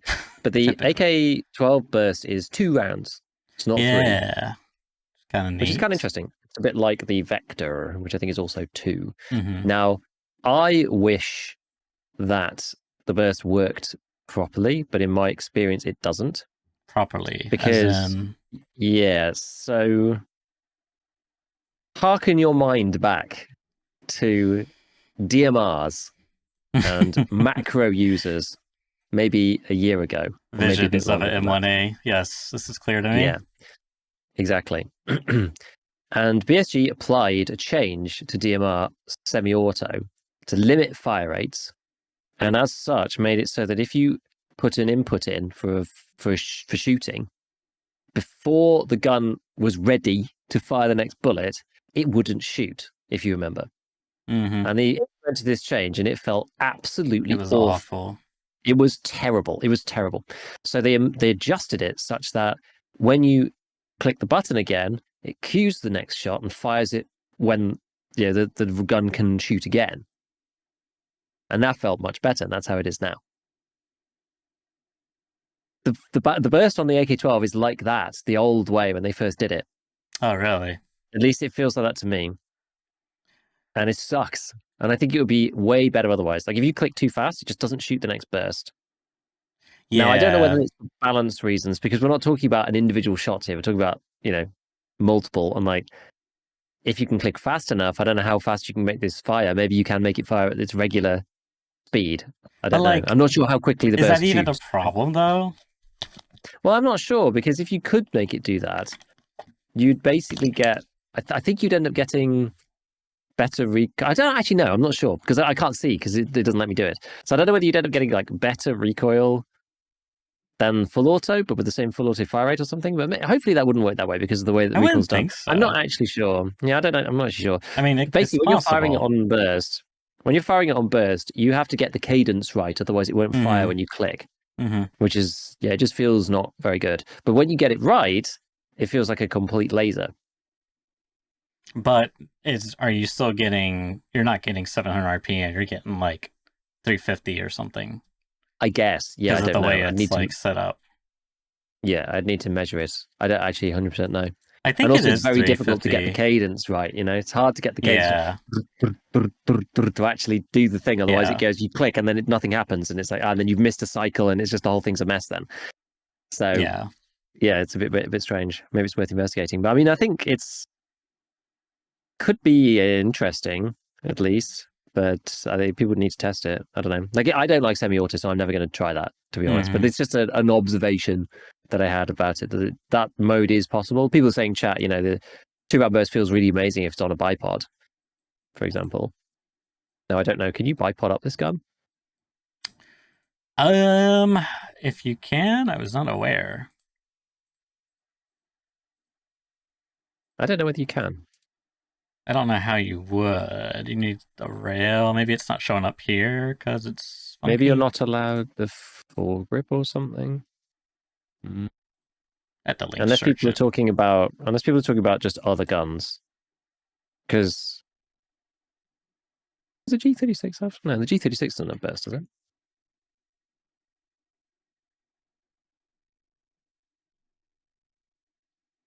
Let's say SPT. SPT Enjoyer. Oh, SPT. Okay. I guess G36 also has burst, but I think, is the G36 a 3-round? I can't remember if it's 3-round or 2. I don't remember. I was inclined to say, okay, it is 3. That sounds right. I was inclined to say 2, but I wasn't really sure. Well, yeah, the only reason why I was thinking was it's HK. So I was thinking it probably is 3 because the MP5 is 3. Yeah. And it's also HK because I know, like, yeah. So anyway. Yeah, I mean that's I do wish, like, one of the things I liked in a mod for a video game. I'm pretty sure this was the case. I can't say for certain, but if you put your firearm on semi, then you would actually get like a recoil reduction. So it was actually quite common that a lot of times people would be on semi for the recoil reduction, and you would even get into some of these fights where you're like, 10 feet across, and you're just, pop, pop, pop, pop, pop with the AK. But ideally, you switch to full auto for when it's appropriate. But something like that, I would like just some type of interesting mechanic. Balance, whatever have you, just to make it a little bit more compelling to actually use the modes, because I just feel like I never really want to switch it, and it's just like Yeah. kind of more of a hassle to switch it. I'd rather just if I go for the one tap and accidentally fire off a second bullet, I'll take the 1,000 ruble loss. It's like whatever. Yeah, the only guns that I do with any regularity is basically the M4 or above in terms of RPM. Yeah. And occasionally I swap to semi because lower than, like, I'm quite comfortable with the 600 to 650 guns and using them on semi myself with it on full auto, and I just click the button. But quite often with the M4, the MCX, whatever, like it's hard to get one. It's hard to just squeeze out one. Oh yeah, the Vector. Try to one tap with the Vector, impossible challenge. Yeah, it just wants to go. So I do swap sometimes, but the burst mode I just never use. I don't think I ever used it. Yeah. I probably used it trying to get the single. It's like, damn it. Exactly. Yeah. Yep. No, today it's no. So I don't know. AK-12. I actually think it's all right. I think it's good. I think it's quite a good gun. Yeah, I don't think for what it does, for its specific role, for that particular purpose. Yeah, it's probably the best of the guns of that type that you can use for that caliber, for that particular role. It's just not very flexible. So if you want something that's slightly different, you kind of have to go back to the regular guns. Yeah. No, I think that's I concur. I think with the recoil change plus the ammo buff, I mean, even just in general, the recoil change, it makes it very compelling, and it's a lot less how low can the number go. Sometimes that doesn't depend on what you're trying to achieve. It doesn't really matter as much. So yeah, I think it gets the stamp of meta. I get like a PNG graphic and the sound of like a thud. really, really low budget effects. Just while we're kind of on the topic, so we're talking about like the ammo and headshots and whatever. I do think so. I've been playing around with SMGs a lot, and I'm in the middle of making this thing. I won't talk about it for too long, but it's just interesting looking at some of the statistics for these things, because they've pretty much made it that most like good ammos will be able to deal with a class 4 helmet from rifles, right? Which is good, but most SMG bullets cannot, which is sort of an interesting balance thing. You wear a class 4 helmet, someone glances you with the MP7 just once, like you won't die, or with the P90. But I've actually been playing around with the 45 Vector. Okay. Again, and it's really the first time that I've been using the 45 Vector without using RIP, because I always end up using it for RIP for whatever. Like, it's just because it's the most damaging, flesh round in the game that comes out, super fast firing gun. And by the time I'm in the end wipe, I'm like, what are we going to do that's interesting? Oh, we'll use RIP in the 45 Vector. Like, I always end up just gravitating towards it. And I'm like, well, why would I use 45 AP? Because I could just use like normal rifles if I want to use good ammo. I'm not going to use something with 39 pen. Anyway, I've been using the 45 Vector with AP because it's part of the tests or whatever. Dude, it's been absolutely shredding. I'm astounded. This thing's got a 30 round mag, which was like big no for me. It's like 39 pen, which is not very good. The damage is good. 66, I think, is the rated value, I believe. Straight off the gauge. It's like for an SMG, that's actually really good. Yeah, 66 and 38 pen, actually, not 39, it's 38. And it's been absolutely annihilating people. Even people that's like surprising distances as well. I've just gone, I don't know if I'm going to kill this guy, but... And then they just fall over. Like, it's amazing. And I've been doing the work on the ballistics in the background, and like some of this is going to be in the video. But I've been doing the work on the background, and I'd kind of like not really, like, I know all these things, but I'd kind of forgotten about how all of this stuff interplays, right? So the main benefit and the reason why this bullet works so well is because it's 299 meters per second. Oh, I didn't even think crazy. about that. It's so slow. Like, if you compare this to PvP for 9mm, it's night and day.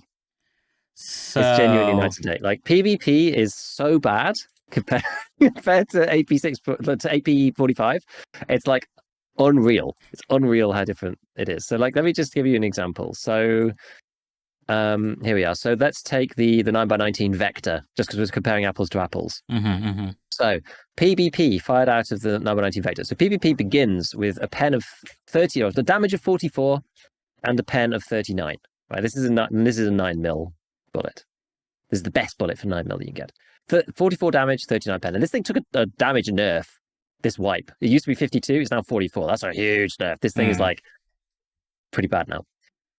How much damage do you think this thing has at 50 meters, which is that's basically the length of the shooting range? So it's it's far, but it's not that far. I'm gonna go with How 31. far do you think it goes down from 44? It's not quite that bad. 34.7. It's still pretty bad. It's more stark on the pen. The pen goes from 39 to 30.8. 30.8? Oh my god, that's awful. 30.8. Yeah, you basically lose a quarter of the damage and a quarter of the pen over At 50 meters. Oh, 50 meters. 50 meters. I mean, the drop off is most severe at the beginning. 30 meters away, you gone from 39 pen to 33.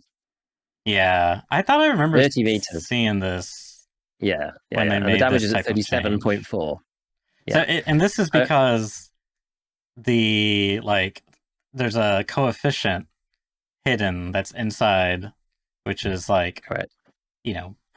Great or low. I don't know what the term, which one it would be. Lower is worse. Okay.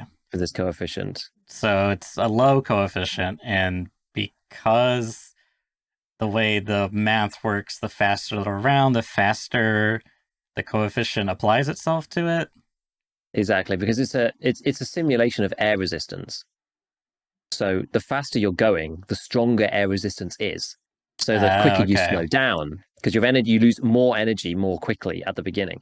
So the faster you fire this thing, it's like the interplay of all the mechanics together. The faster that you fire the damn thing, the slower it gets more quickly. And because the initial damage and pen are tied to the initial velocity, the faster the slowdown is, the faster the drop-off is in the stats. Like, the only way to make this make sense is to have the bullet it's got a rated speed and then damage and pen associated with that, and that to scale up with faster, with the faster firing. So if it's 20% quicker coming out the barrel, it needs to start with some modifier of some kind. It doesn't necessarily need to be 20%, but it's some modifier to adjust for the fact that it's like coming out faster. Because it doesn't make any sense, right? Like, you can fire it out of, so that the 9mm vector fires this thing at 623 meters per second, whereas the MPX SD, like the short barrel SD equivalent, like the integrated one, fires it at 467. And it matters, it's not massive, the difference. Like, a lot of it is to do with how bad the bullet is. But the pen goes from 39 to 30.8 on the vector over 50 meters, and on the MPX it goes from 39 to 32.5. Wait, so you're saving yourself like 2 pen basically. The velocity does affect the damage of the gun? I thought this was the case. Only insofar as the drop off is concerned. Oh, okay. It doesn't at source. So as it comes out of the barrel, it's got the listed damage and pen. But because the drop off is more extreme, because the bullet slows down more quickly out of a faster gun, the damage and pen drops off also more quickly because it's proportional. Right. So at the same distance, you'll have more damage on the shorter barrel. Yeah, which is very... it's wrong. Yeah, I mean, I was also thinking that, if you took this PvP and instead of like 560 muzzle velocity, then you just like make it 290 and it would like keep the damage and pen much better. Like, it would be an upgrade, which is like counter to, I don't know, this is like the thing that I don't like about this is like, I personally like having a faster round. Like, when you look at like PSO, for example. Of course. Actually, what's even slower than PSO? Yeah, here we go. Quakemaker, 290 meters per second versus PvP is like 560. So in my head, I'm like, okay, so this thing has a little bit longer range. The bullet's not going to drop off as much. I'm not going to have to like lead as much. Like, it's like fits that kind of role. But you're telling me that it's gonna be even weaker? Like, it's not actually gonna be. It's like so misleading. It's like you think 39 pin, 44 damage. Like, oh, that's not too bad. But in reality, it's like 30, 35 damage, 30 pin. This is like Mm. I'm shooting them with And like BBs. I do think this is one of the worst bullets for this. I think it's got one of the worst ballistic coefficients in the whole game. I don't know of anything else that's like as bad as this. Like the ballistic coefficient on this is 0.05, which is obviously a meaningless number, but you can, if you just like go onto Tarkov Gunsmith, you can look at the stats, and basically by 75 meters, it has half the velocity it started with. So it's 50% off at 75 meters. If you compare it to something like SS-190, which is quite aerodynamic, it's quite a streamlined little bullet for the P90. That thing's ballistic coefficient is 0.23. So it's like 4 to 5 times higher. It's like a multiple, like 4 to 5 multiple higher than that. And the velocity, even by 200 meters, it's gone from 740 meters per second to like 490. So you're not even half at 200 meters distance. Like it's just so extreme, the difference. And like going full circle, like, because we talked a lot about PvP, 45 AP doesn't have, well, it's much closer to something like the P90. I actually think maybe this is wrong, but I don't know. It's much closer to the P90 than it is, well, maybe not actually. Like it's much closer to the P90 than it is to like AP to SS-190 than it is to PvP. And like it's complicated because I'm not 100% sure what information is contained within the ballistic coefficient. But for example, an SS-190 bullet is 4 grams, and a PvP bullet is 4.1 grams. But a 45 AP bullet is 13.8 grams. It is a big boy. So I'm not actually 100% sure whether the ballistic coefficient contains anything to do with its like mass to surface area. I'm not sure really. But anyway, if you load this bad boy into the vector, it comes out at 330 meters per second. So it's basically subsonic already, even though I don't think it technically is. It ends up being subsonic. So by the time that you go out 50 meters, starting at 66 damage, what do you think the damage is at 50 meters on this thing? It begins at 66. Let's say, I think that's too high. Let's say 62. 64, baby. I was gonna say 64. Damn it. That's crazy. And the pen goes from 38 to 37. Did you say 50 or was it 100 meters? I forgot already. That was at 50. Okay. Oh, sorry, no, so 36.9. Yeah, that was at 50 meters. 100 meters, 66 damage goes to 62.5 damage, and the pen goes from 38 to 36. Yeah, I mean, you can do this. Is like M855 or SOT or like this is. It's like as totally good as reasonable. M856A1. Yeah, without the tracer at range. Yeah, but it's 295 meters per second. So this thing is not traveling to its target very quickly, right? It's like 330 millisecond flight time for 100 meters. Now, how often are you going to be shooting someone at 100 meters with Vector? I don't know. 50 meters, it's like 160 milliseconds. You've got to be that much far ahead of them to shoot them if they're running from left to right. But honestly, the number of times when I've just seen person point gun, fire gun, and they just get completely shredded. This is the thing about it. It's happened way too many times. This is the thing too about it, because I've experienced that as well. I think I've experienced more with the 9mm. But in general, it's just like, because you fire so many rounds, by the time they like get notified that you're shooting at them, there's just a wall of lead approaching them.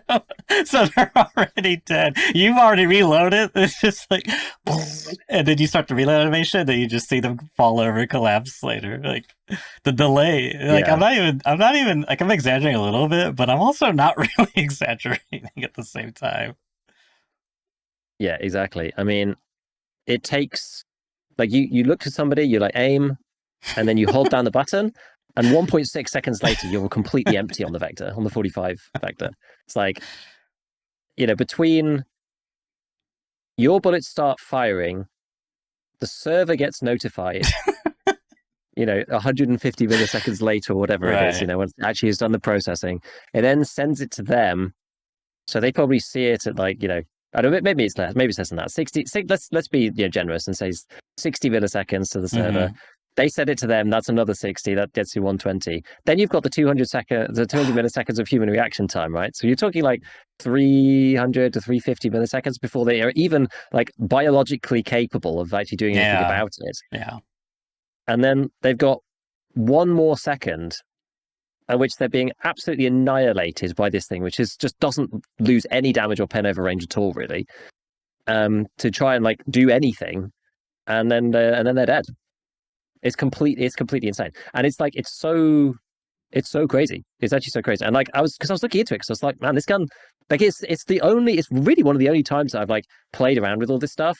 And Mm-hmm. I've just gone, this thing is absolutely cracked compared to the others. Like I've had like so many situations, like tried to shoot someone with the P90 and it's 17 hits and I've died to M62, or I've used this thing or that thing and just like haven't been able to cinch the kill. And like this thing, every time I get into a situation, and anything that's like remotely clear cut, like I can have to drop on people with the P90 and not kill them. And like this thing's like not remotely it's not even that clear cut really. And it's like as soon as I see them and I've got if I get my crosshair over them and they're like not entirely in cover, they just die.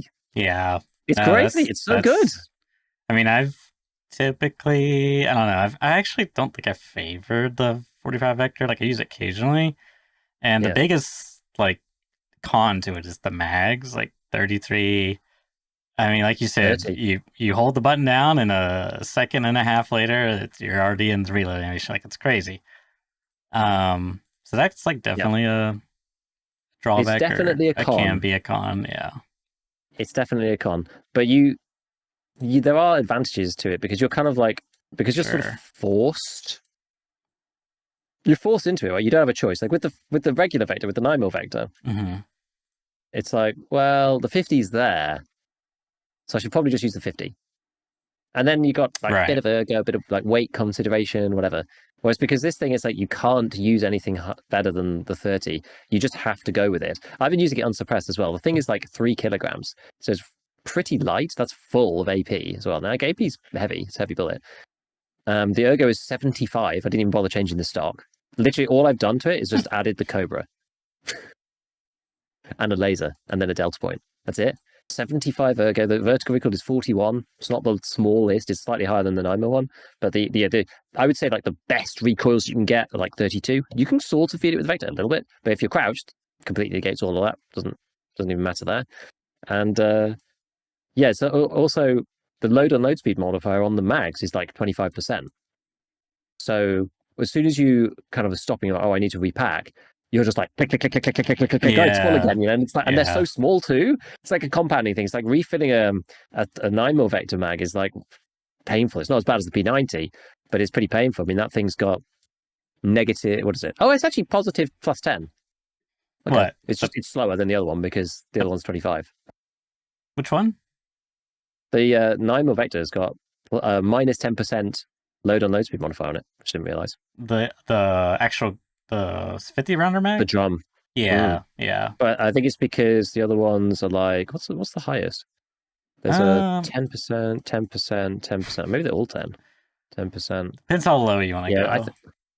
I think that shouldn't be the case actually. I don't think it should have a 10% load on load speed modifier, but anyway, it does. Yeah, positive 10% modifier makes it better. Whereas this guy, the P90, has got the plus 75%. Really, really, really annoying.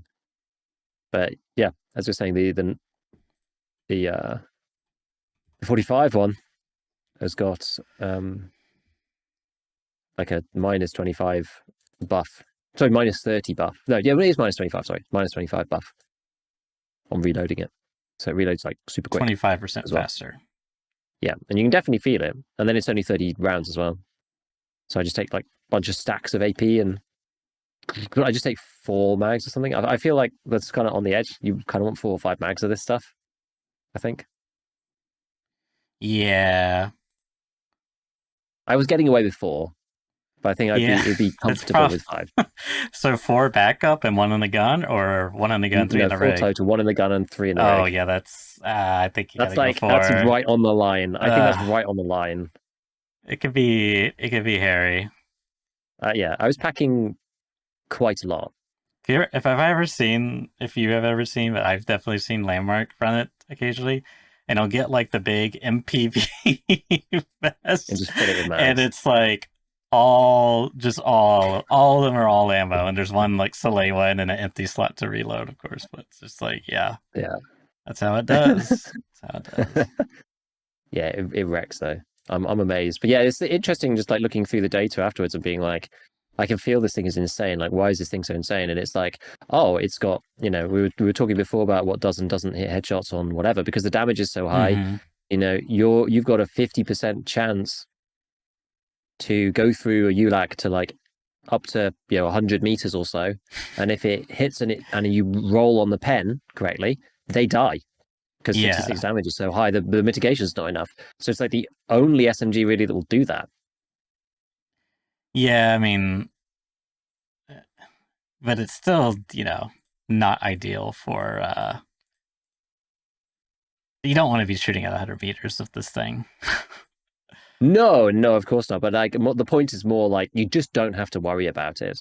You're not like in a situation where you can see someone in a window and you're like, I've got the MP7 and I either need to shoot him in the eyes or I have to like they've got ULAC and they're stood side on. And you're like, I had to hit him twice. Like I know I have to hit him twice. Mm-hmm, mm-hmm. Whereas this thing is just like, dunk, just pull the trigger. Don't worry about it. Like they're just gonna die. It's fine. So this is the even weirder thing.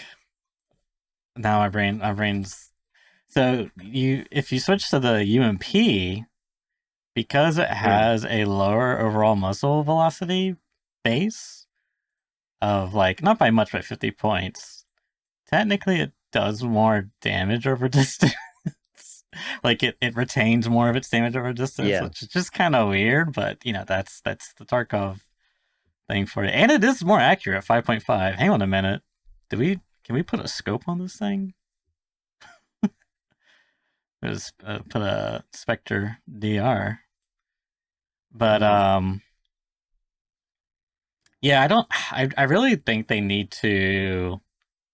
I would really like it. I mean, you and I have talked about this before, but especially now that I understand more of the context, I would really like it is if you, instead of it changing the bullet whenever you, how do I say this? Instead of changing the speed of the bullet, like you're actually changing the coefficient. Like you can change the source. Because currently you don't change the source, you like modify it out of its base, right? So like Yeah. in other words, if I build let's say I got an MPX, this is a great example. And I put in all the long, extendo barrel attachments, make it as long as possible. Mm-hmm. The what's it called will go up, the muzzle velocity, right? Because we're putting on parts. I mean, it doesn't go by much, but like 400. And then I put in, the rounds too that like increase it because the faster firing it calculates or whatever. Like the source of my damage should like have increased, in my opinion, I agree. because well, I guess this could get weird because then you have to say, all right, what is this gun? It's a bit like how the gun is zeroed. What is this gun zero for? What is this gun calibrated for? It is base damage. I might get a little weird, but in general, it would be nice. Like, bullet aside, like let's just say you keep the same bullet PSO. If you make a longer MP5, then you get like slightly better pin initially. Yeah. And slightly better damage, but as it goes further out, it's still going to lose its damage, and maybe you gain like an extra 5 meters, whereas before you wouldn't actually get that extra 5 meters in terms of like the same damage to pin ratio.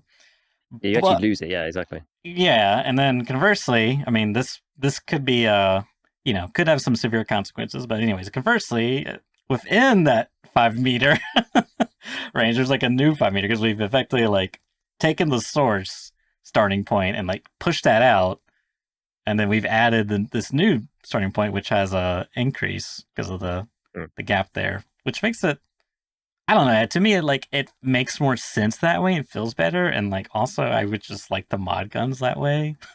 Like selfishly, I just want something to increase damage. It's a bit like, if you could increase rate of fire as like a mod, that'd be really cool. Yeah, it would be good. It would be good. Some kind of like, yeah. I don't know how you do it. Yeah, some kind of modification in the workbench. Be nice to have that actually, especially if it took like a bit of time to do. Like you buy a normal one, and then, or like even if you get one, I don't know. Yeah, either find it or you have to craft it or like make it or do something. You couldn't just like buy it. You modify your gun in some way that's like make it like non-sellable or whatever. But yeah, it could be kind of interesting. I don't know. Illegal trigger. Yeah, exactly. Tarkov illegal mod. Yeah, it's like custom modded gun. Like no one wants it. Traders won't touch it anymore because you've like drilled a hole when you're not supposed to and like added an extra thing. Yeah, no, it's just I find it interesting looking at all of this and the information or whatever. Like I reckon that you could probably just the equation probably works in both directions for these things. I would think. I guess you just have to figure out. All they'd have to do is figure out what kind of ratio of damage and pen you'd need to apply based on the starting velocity. Actually, yeah, how am I thinking about this? Yeah, I think you could probably just, because all the bullets come out at the same speed.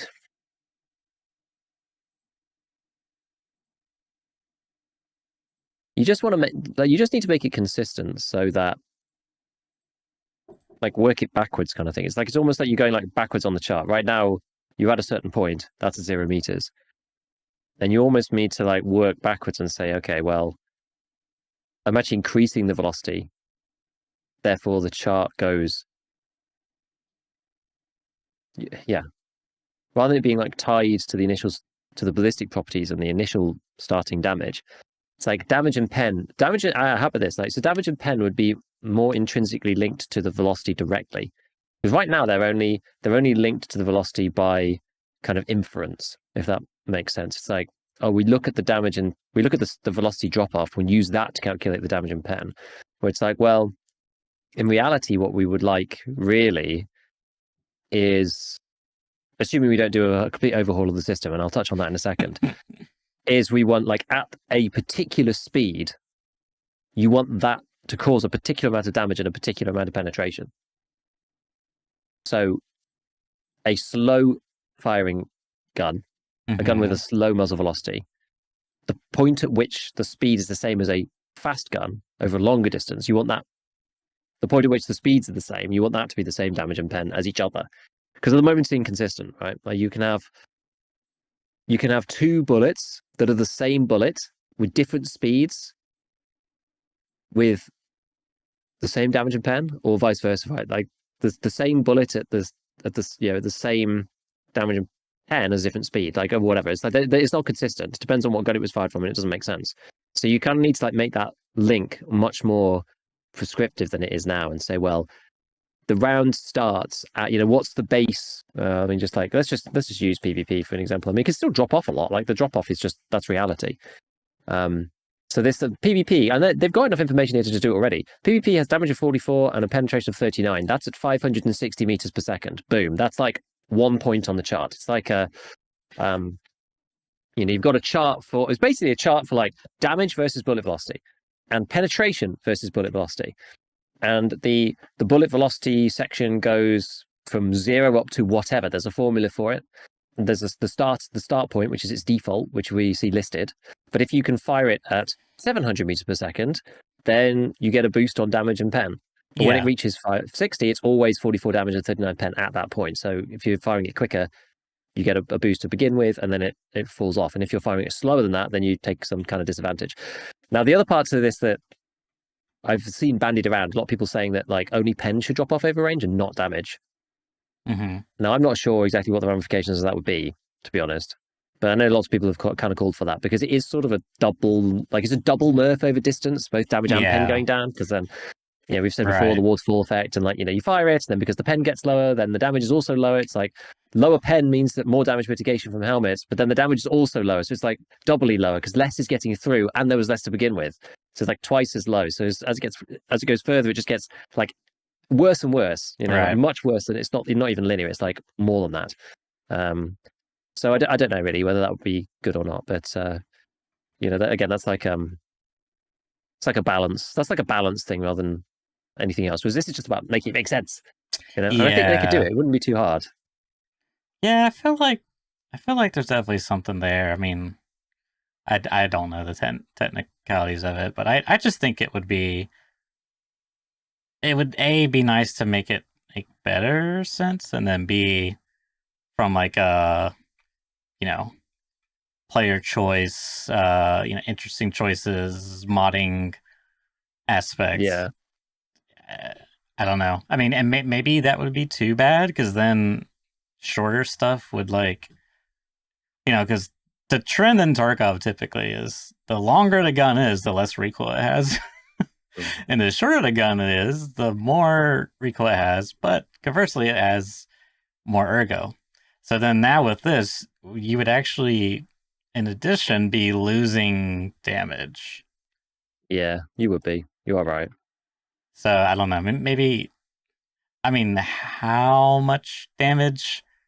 Uh, you have to Yeah, like, how much are we talking? I would say the one thing that would probably be a bit of in terms of not having damage scale with distance, would be a bit of maybe a problem area is like shotguns, like pellets.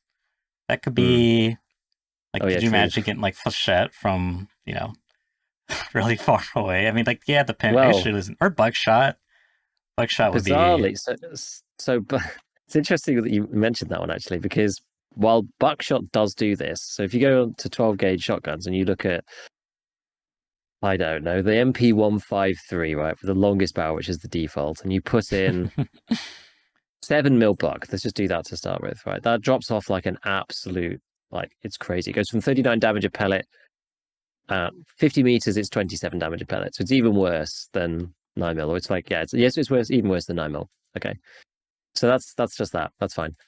But the weird thing about Flechette is that because 7 mil comes out at like 489, Flechette comes through at 377 and has a really high ballistic coefficient as well, like 0.25. It's like better than SS190.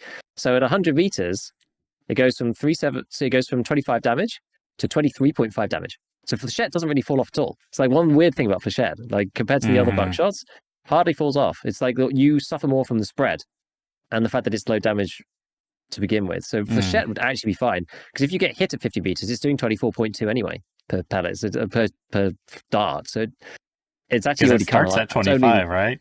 starts at 25. Like you lose Yeah, zero 0.8 at 50 meters. It's crazy. And 50 meters for Flechette is a long last way. yeah. So you're more at the behest of spread at that point, Mm-hmm. of the shell.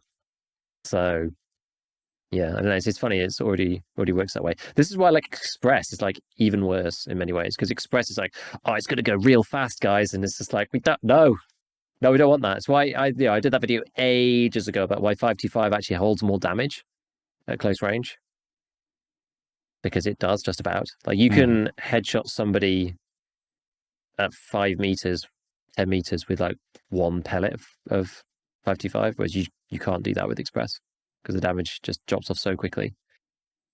Or just use Magnum. The damage drops off on Magnum, but it starts at 50, so who cares? Anyway, that's Yeah, interesting. Yeah, it is Flechette's actually it interesting. doesn't really drop off. Yeah. Hmm. Yeah, this is kind of confusing because then it's like if you put in a let's say the base gun is rated at um I don't know 435 meters per second, like the shotgun, and then you put in the AP20 because it has a higher muzzle velocity of 510. That modifies that. I Yeah. don't know how that that math works out, but it's going to increase it by a bit, and then in this like hypothetical new situation, suddenly within X amount of distance, you're gaining more damage or more pen than before. Which like is Yeah, that? I don't know. It's just the ramifications could be like kind of crazy, and it also makes yes, it hard. Then like it's still kind of an issue because then it's like you don't actually know what you're getting. You would need like some type of yeah, UI to tell you what your final, what your output is at, zero straight out the barrel, and then maybe like 100 meters, and then maybe 200. I don't know, but some type of like line chart to kind of help explain exactly. it. But then you need a reference point to like know what you're actually gaining and losing. Like it starts to become, it's like less about being a private military contractor, more about playing some type of like efficiency, mathematical wizard game. I think that ship sailed a long time ago for me. Like, we're not playing Tarkov. I'm a maths wizard in the corner over here.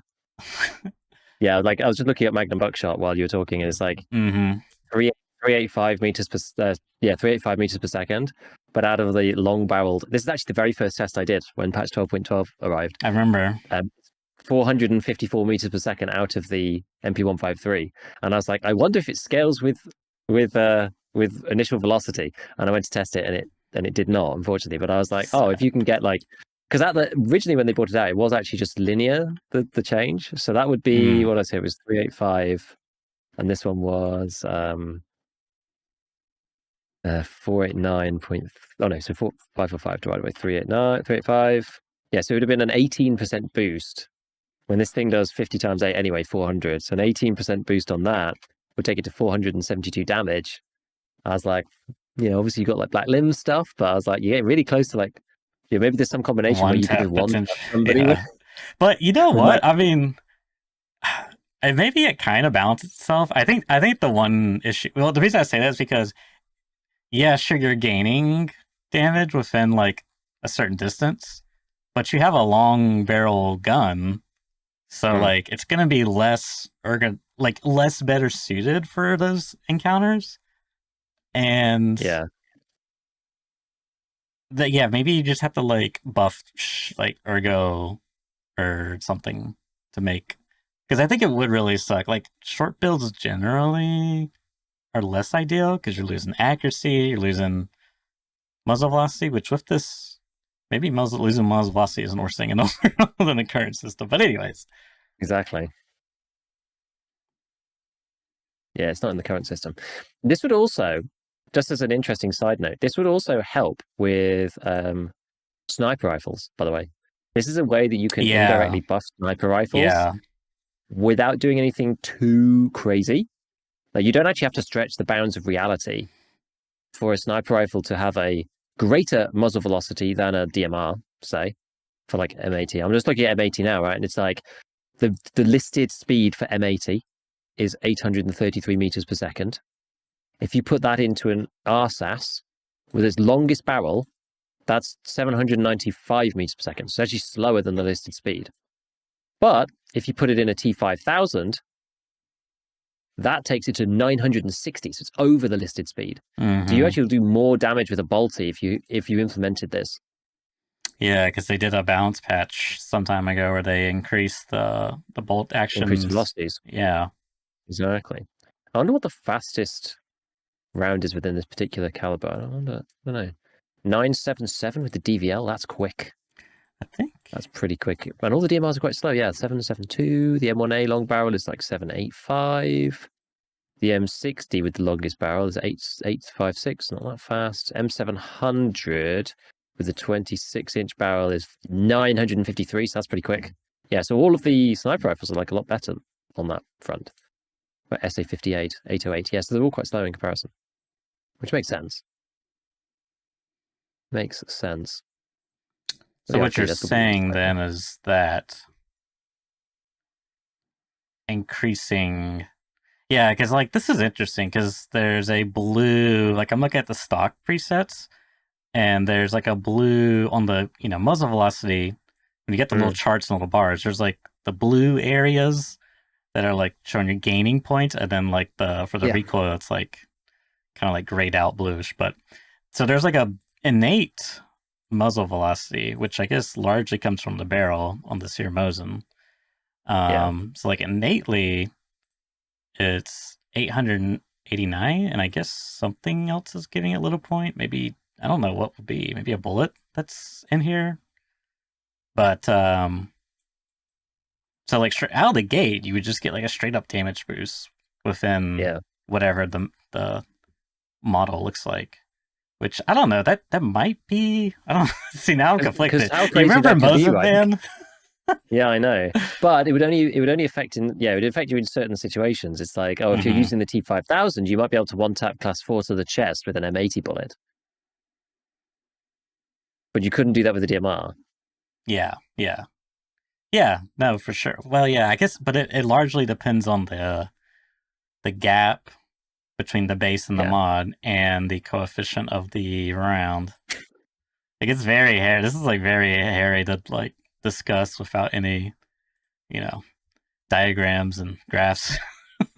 yeah, yeah. But exactly. It's like the DVL, the long barrel DVL, like the unsuppressed one, Mm-hmm.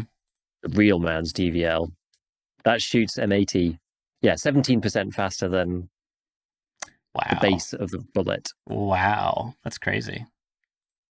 So, I mean, you wouldn't apply 17% to this thing, but even if you did just a portion of that, Right.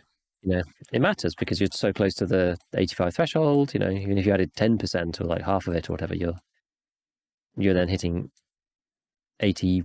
And even a couple of points of pen there too makes a difference. Another two or Yeah. three pen. It's like, well, now you're cleanly going through class 4 no matter what. I don't know. It'd be interesting. It It'd would be be interesting. really Is it interesting. necessary to do this? Like, not really, but like, it's certainly interesting. I think it would shake up stuff, and there'd be things that were busted. I think, but yeah, they can be fixed. Probably. It's just numbers. It's just number tweaks. It's not nothing too hard. Once the formula's in there, you can Yeah. just change the numbers on some of these things, make the barrels not quite as good or whatever, and maybe upgrade the damages on stuff. But yeah, I think the core of it I for don't know. me is just making it make a bit more sense and also making it less obtuse because like this is pretty obtuse nebulous stuff, I Yeah, would say. Like you kind of have to run tests and or chip away at the old mine, as they say. But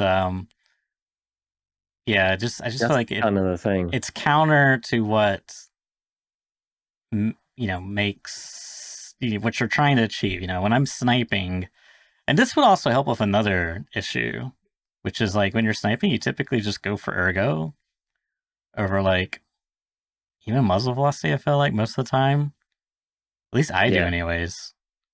So now that might change a bit depending on your mm. circumstances. Like I don't know.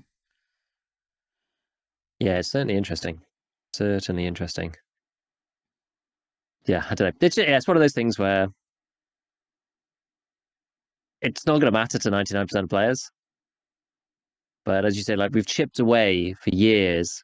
People have slowly made tools, whatever. And with it's the Tarkov gunsmith ballistics calculator that's kind of allowed it to be like so much better. It's the one that Xerxes worked on with Tower to come up with Mm-hmm. this stuff and kind of took over from Tarkov ballistics website. So it's on the same as like the ballistic sim for armor and shows you all the stuff as well. I'm getting it all my information is tarkovgunsmith.com, all one word, no hyphens or anything, /ballistic _ calculator. But it's like one of the top bits. It's one of the tabs at the top. It's got like the homepage, modded weapon builder, ballistic simulator, where I spend my time for the armor, and then ballistic drop calculator, which is the new part, and it's really good. I mean, I've so far this hasn't been wrong yet. It's like very accurate, as you'd expect from something that's had Towers input. I would say. But it's very cool. And there's like little charts, and it's got all the zeroing issue Mm-hmm. Mm-hmm. problems and stuff in there as well. But yeah, as you say, it's taken us this long to get to the point where you can just like look it up now. Like a tool exists where you could just look it up. Because over many years, people have suspected these things, and then you spend 4 hours in testing. And you remember, like back when, like we didn't even have offline raids. You could either test on your own in offline, or you had to We take a didn't have friend in with offline real raids. guns. I Remember, didn't like you had even to take remember that. for doing. There was no co-op offline for the longest Oh, time, right? co-op Like off. oh, Yeah, yeah. yeah. So like the original tests that I was doing on suppressors and stuff, I like went in with people with real Oh, stuff into real yes, of raids. course. Went into Yeah. the corner of Shoreline, like waited 20 minutes for the rest of the map to clear out, and then start like testing guns and shooting stuff. Like you have to bring like real armor into every raid that was getting destroyed. Oh my goodness. Yeah. Those were I the days, you know? I actually remember one time, I think Veritas was doing some headset testing and I had like volunteered myself Mm. and I got in and we played a shoreline raid and we spawned at Blue Fits and yeah, we just had me like run around and do different stuff and then we eventually once we got like the bulk of the testing done, I think some scav shot at us from like the island. There was some weird stuff going on.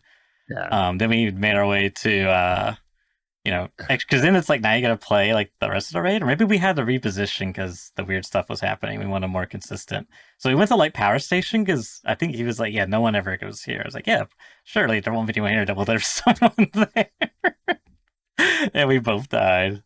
It's tragic. Yeah, crazy times. How far we've come. You know, how far we've come with all this and all the changes. Yeah. Funny. Funny stuff. Funny stuff. Okay. Well, anything else Tarkov related? Nah, I think that's it for me. Cover? Are we good? So I guess like the other thing, so GreyZone Warfare, we talk about it on and off every now and then. Madfinger did a big stream last night. Unfortunately, I couldn't attend. I haven't had time to listen to it yet, so I don't want to talk about it too much. Maybe we'll talk about it next week after I've had a chance to listen to the full stream. It was 2 hours, so I'm gonna have to listen to it when I get the time over the next week. I'll try to do it for next week. But they released last night finally the announcement date. It's almost been like a meme across the community of just like, oh, it's like the announcement of the Announcement. trailer, which is announcing the live stream where you're going to announce the date of when the thing's actually going to be released. Like, not the actual date. It's just like, yeah, they're kind of like putting it out a lot. I think even Big Fry at one point he posted, because he's like quite likes the game, and he posted just like, come on, guys, just post like, what the hell's going on? Just announce the date. Like, what's going on here? But anyway, so the first big patch for GreyZone Warfare is coming on the 27th of November. So for those of you who are listening on audio, that will be Monday the 18th. So yeah, it'll be actually the week after. So it's like not next week for me now because this is Friday. Mm-hmm. Not next week. It'll be the week after, the Wednesday on the 27th.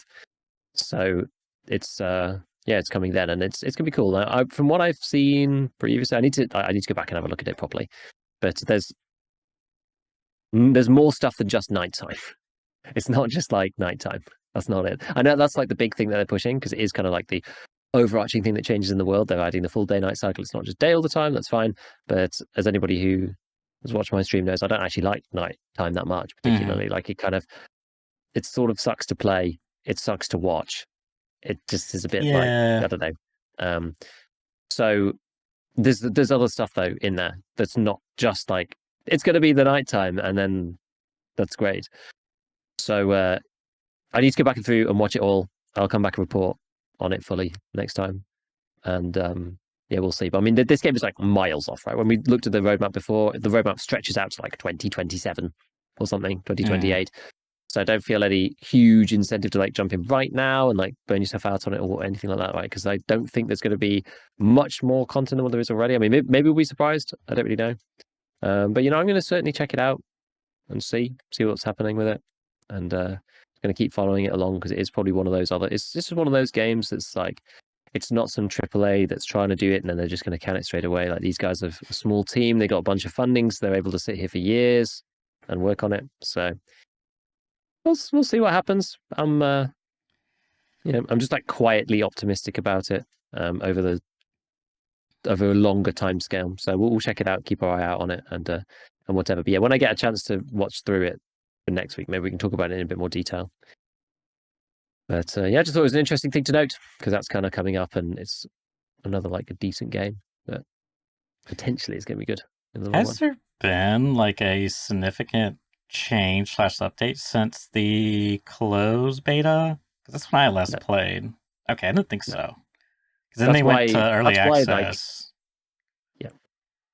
That's why that Reddit's full of people just being like, what are they doing? The game's dead, like terrible devs, these people are so slow, like what's happening? Because it's just like Zoomer brain rot, just Where's the can't Skibidi fathom. Toilet DLC you promised?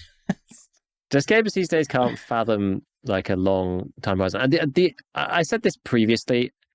I do think that maybe they are over communicating a little. That's the only criticism I would say. I mean, who's to know whether they're right or wrong Mm. on this? It's impossible to know. But their strategy is to keep people like reminded that the game exists. Yeah. Maybe not a bad idea, honestly. To the point at which it's like frustrating, slightly frustrating, because like they don't have anything to actually announce. Like there's no changes to the game. This is the first change since the as you say, since the open beta, right? It's like not the game's not changed since then, and that was months and months and months ago. Mm-hmm. So they've done a lot of marketing and haven't actually changed the game really very much. So I can see why people are a bit annoyed about it, a little bit. But again, like as a studio with one game on PC, you kind of have to remind people that you exist. So I can't blame them really. Can't blame them. Yeah, I and don't know. like the gaming landscape is like just changed a lot in general. I mean, nowadays it's very almost expected for a game to have DLC or to have like updates, to be like Mm. maintained and there's even like it's almost expected stuff to come out in early access and it's like shipped, but it's actually like needs like a day one patch or two. It's Yeah, just a different landscape. So people's like expectations, are like vastly skewed. You think of like yeah. what's like a recent release that's not Deadlock because it's not released. I don't know. I guess Gears of War didn't really have a lot of things like that because some of them are a bit more traditional, like Elden Ring. They took them forever to finish the game. There's like a few different Mm. trailers. People are like, you know, going crazy about the game, and there's so many, lore videos. And then finally the game came out. People loved it. Had a few patches, and then 2-3 years later, come up with DLC. People also loved it, etc. Yeah. But something like I don't know, your typical Valorant, I guess. It's like it comes out and then gets updated. Monthly, etc. New heroes come out, map changes. It's like there's a certain content drip that comes along. Battle pass, season pass. Rotating shops. Oh my god, Mm. when's the new skids? Yeah.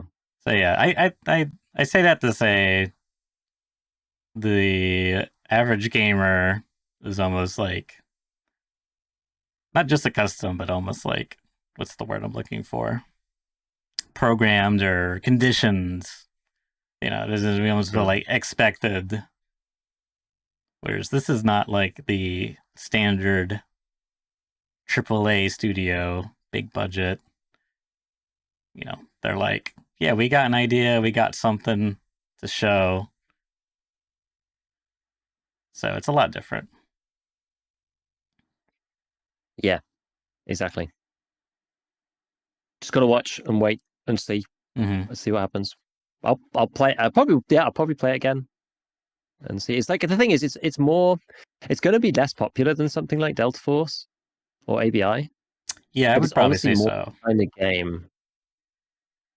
Like in part, mostly because it's one of those games where I feel you can actually. It's like achievable to play solo, and like Mm, you have teammates on the map at least in this thing, true. but Yeah. you Yeah. don't have like X-ray vision and no friendly fire, which in those other games for me, it's like I don't want to play with a random squad of two people. Like that's why I gave up playing like Dota with random people. It's just like annoying. Playing with like other randos is just a pain. And then if you try to play people against people solo, it's just like super hard because you got like 4 guns on you. So this game's like different. It's like I like the openness of it. I like it's more sandboxy, and I got hopes for it. I really hope it's good. I really hope that they get it into shape where it's got a compelling game loop one day. I'm wishing. All right. Anything else before we conclude today's episode?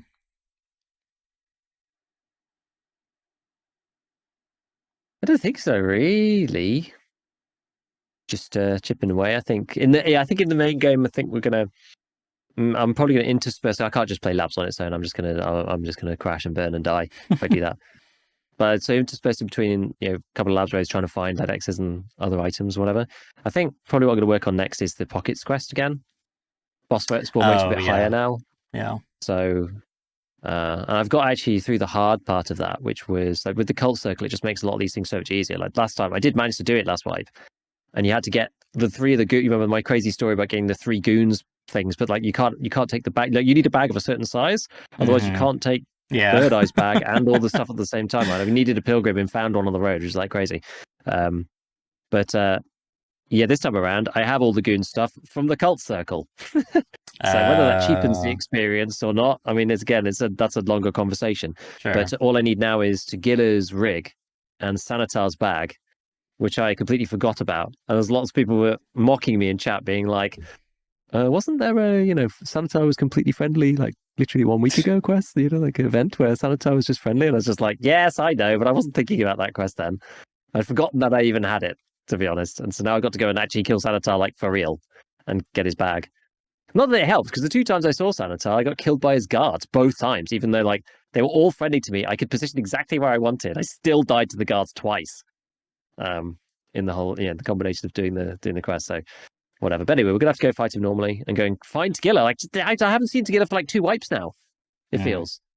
I don't see the guy. Like I don't know where he is. On New Factory, I'm not that familiar with where he spawns now. So yeah, got to do a few more bits like that, and then there's some other quests after that. But maybe we'll carry on with the pockets quest because at least it's like something to do. It's kind of fun. You have to give him like 5 bitcoins at the end, something stupid. I can't remember. It's like a ton of bitcoins. It's like that's a lot of money now. They're currently 1.25 mil or something in the game at the minute because of the rally IRL. Did you ever fix your rig problem where you kept getting those rigs? No, I'm at 45 out of 50 on that goddamn quest. So I got one run left in me, and it's all like 6-hour runs, all those freaking 5 goon rigs, and I've had like so many of them now, and was so close to finishing it. Oh, it's funny. Terrible. That should be your homework. Well, finish that. Yeah. Finish that quest so I can actually use the cult circle again. Yeah, for real. It's not just the bird eye rig generator machine, which it currently is. Okay. Yeah, I don't know. So that's probably what we're going to be up to. I'm at level 59. So pretty close to 60. I kind of stopped doing the arena dailies though, because like I got Ref 4, I didn't really need it. I didn't need the money. I didn't need the GP coins. I didn't need the GP coins for selling I've got 50 mil in the base game, so I didn't need the GPUs to sell either. I just like, I just, whatever. I'm just sort of losing the drive to do like tons of stuff. We're just like doing interesting things. I'm focusing less on like the game more so and on making interesting things for YouTube, which is what I'm doing now. Like, the 5 best SMGs, because I thought like, oh, this would be a good. So actually, somebody suggested it, and I did like the top assault rifles. So I'll do best SMGs. Maybe I'll do best pistols, best DMRs. Maybe I'll do best bolt actions if it twists my arm. Maybe best shotties, like stuff like that. So I think they're quite fun to do, quite interesting. So and people like them. So I'm going to do that. And in a couple of weeks, I mean, we'll be maybe in another wipe, so got to keep on plodding along until then. And then, get some interesting stuff. Yeah, it'll be exciting. Yeah. All right. Yeah. As usual, thank you everyone for tuning in. Shout out to our sponsor, Lethal Gaming Gear. Check them out for all your gaming needs, and we will see you all next week. Catch you later.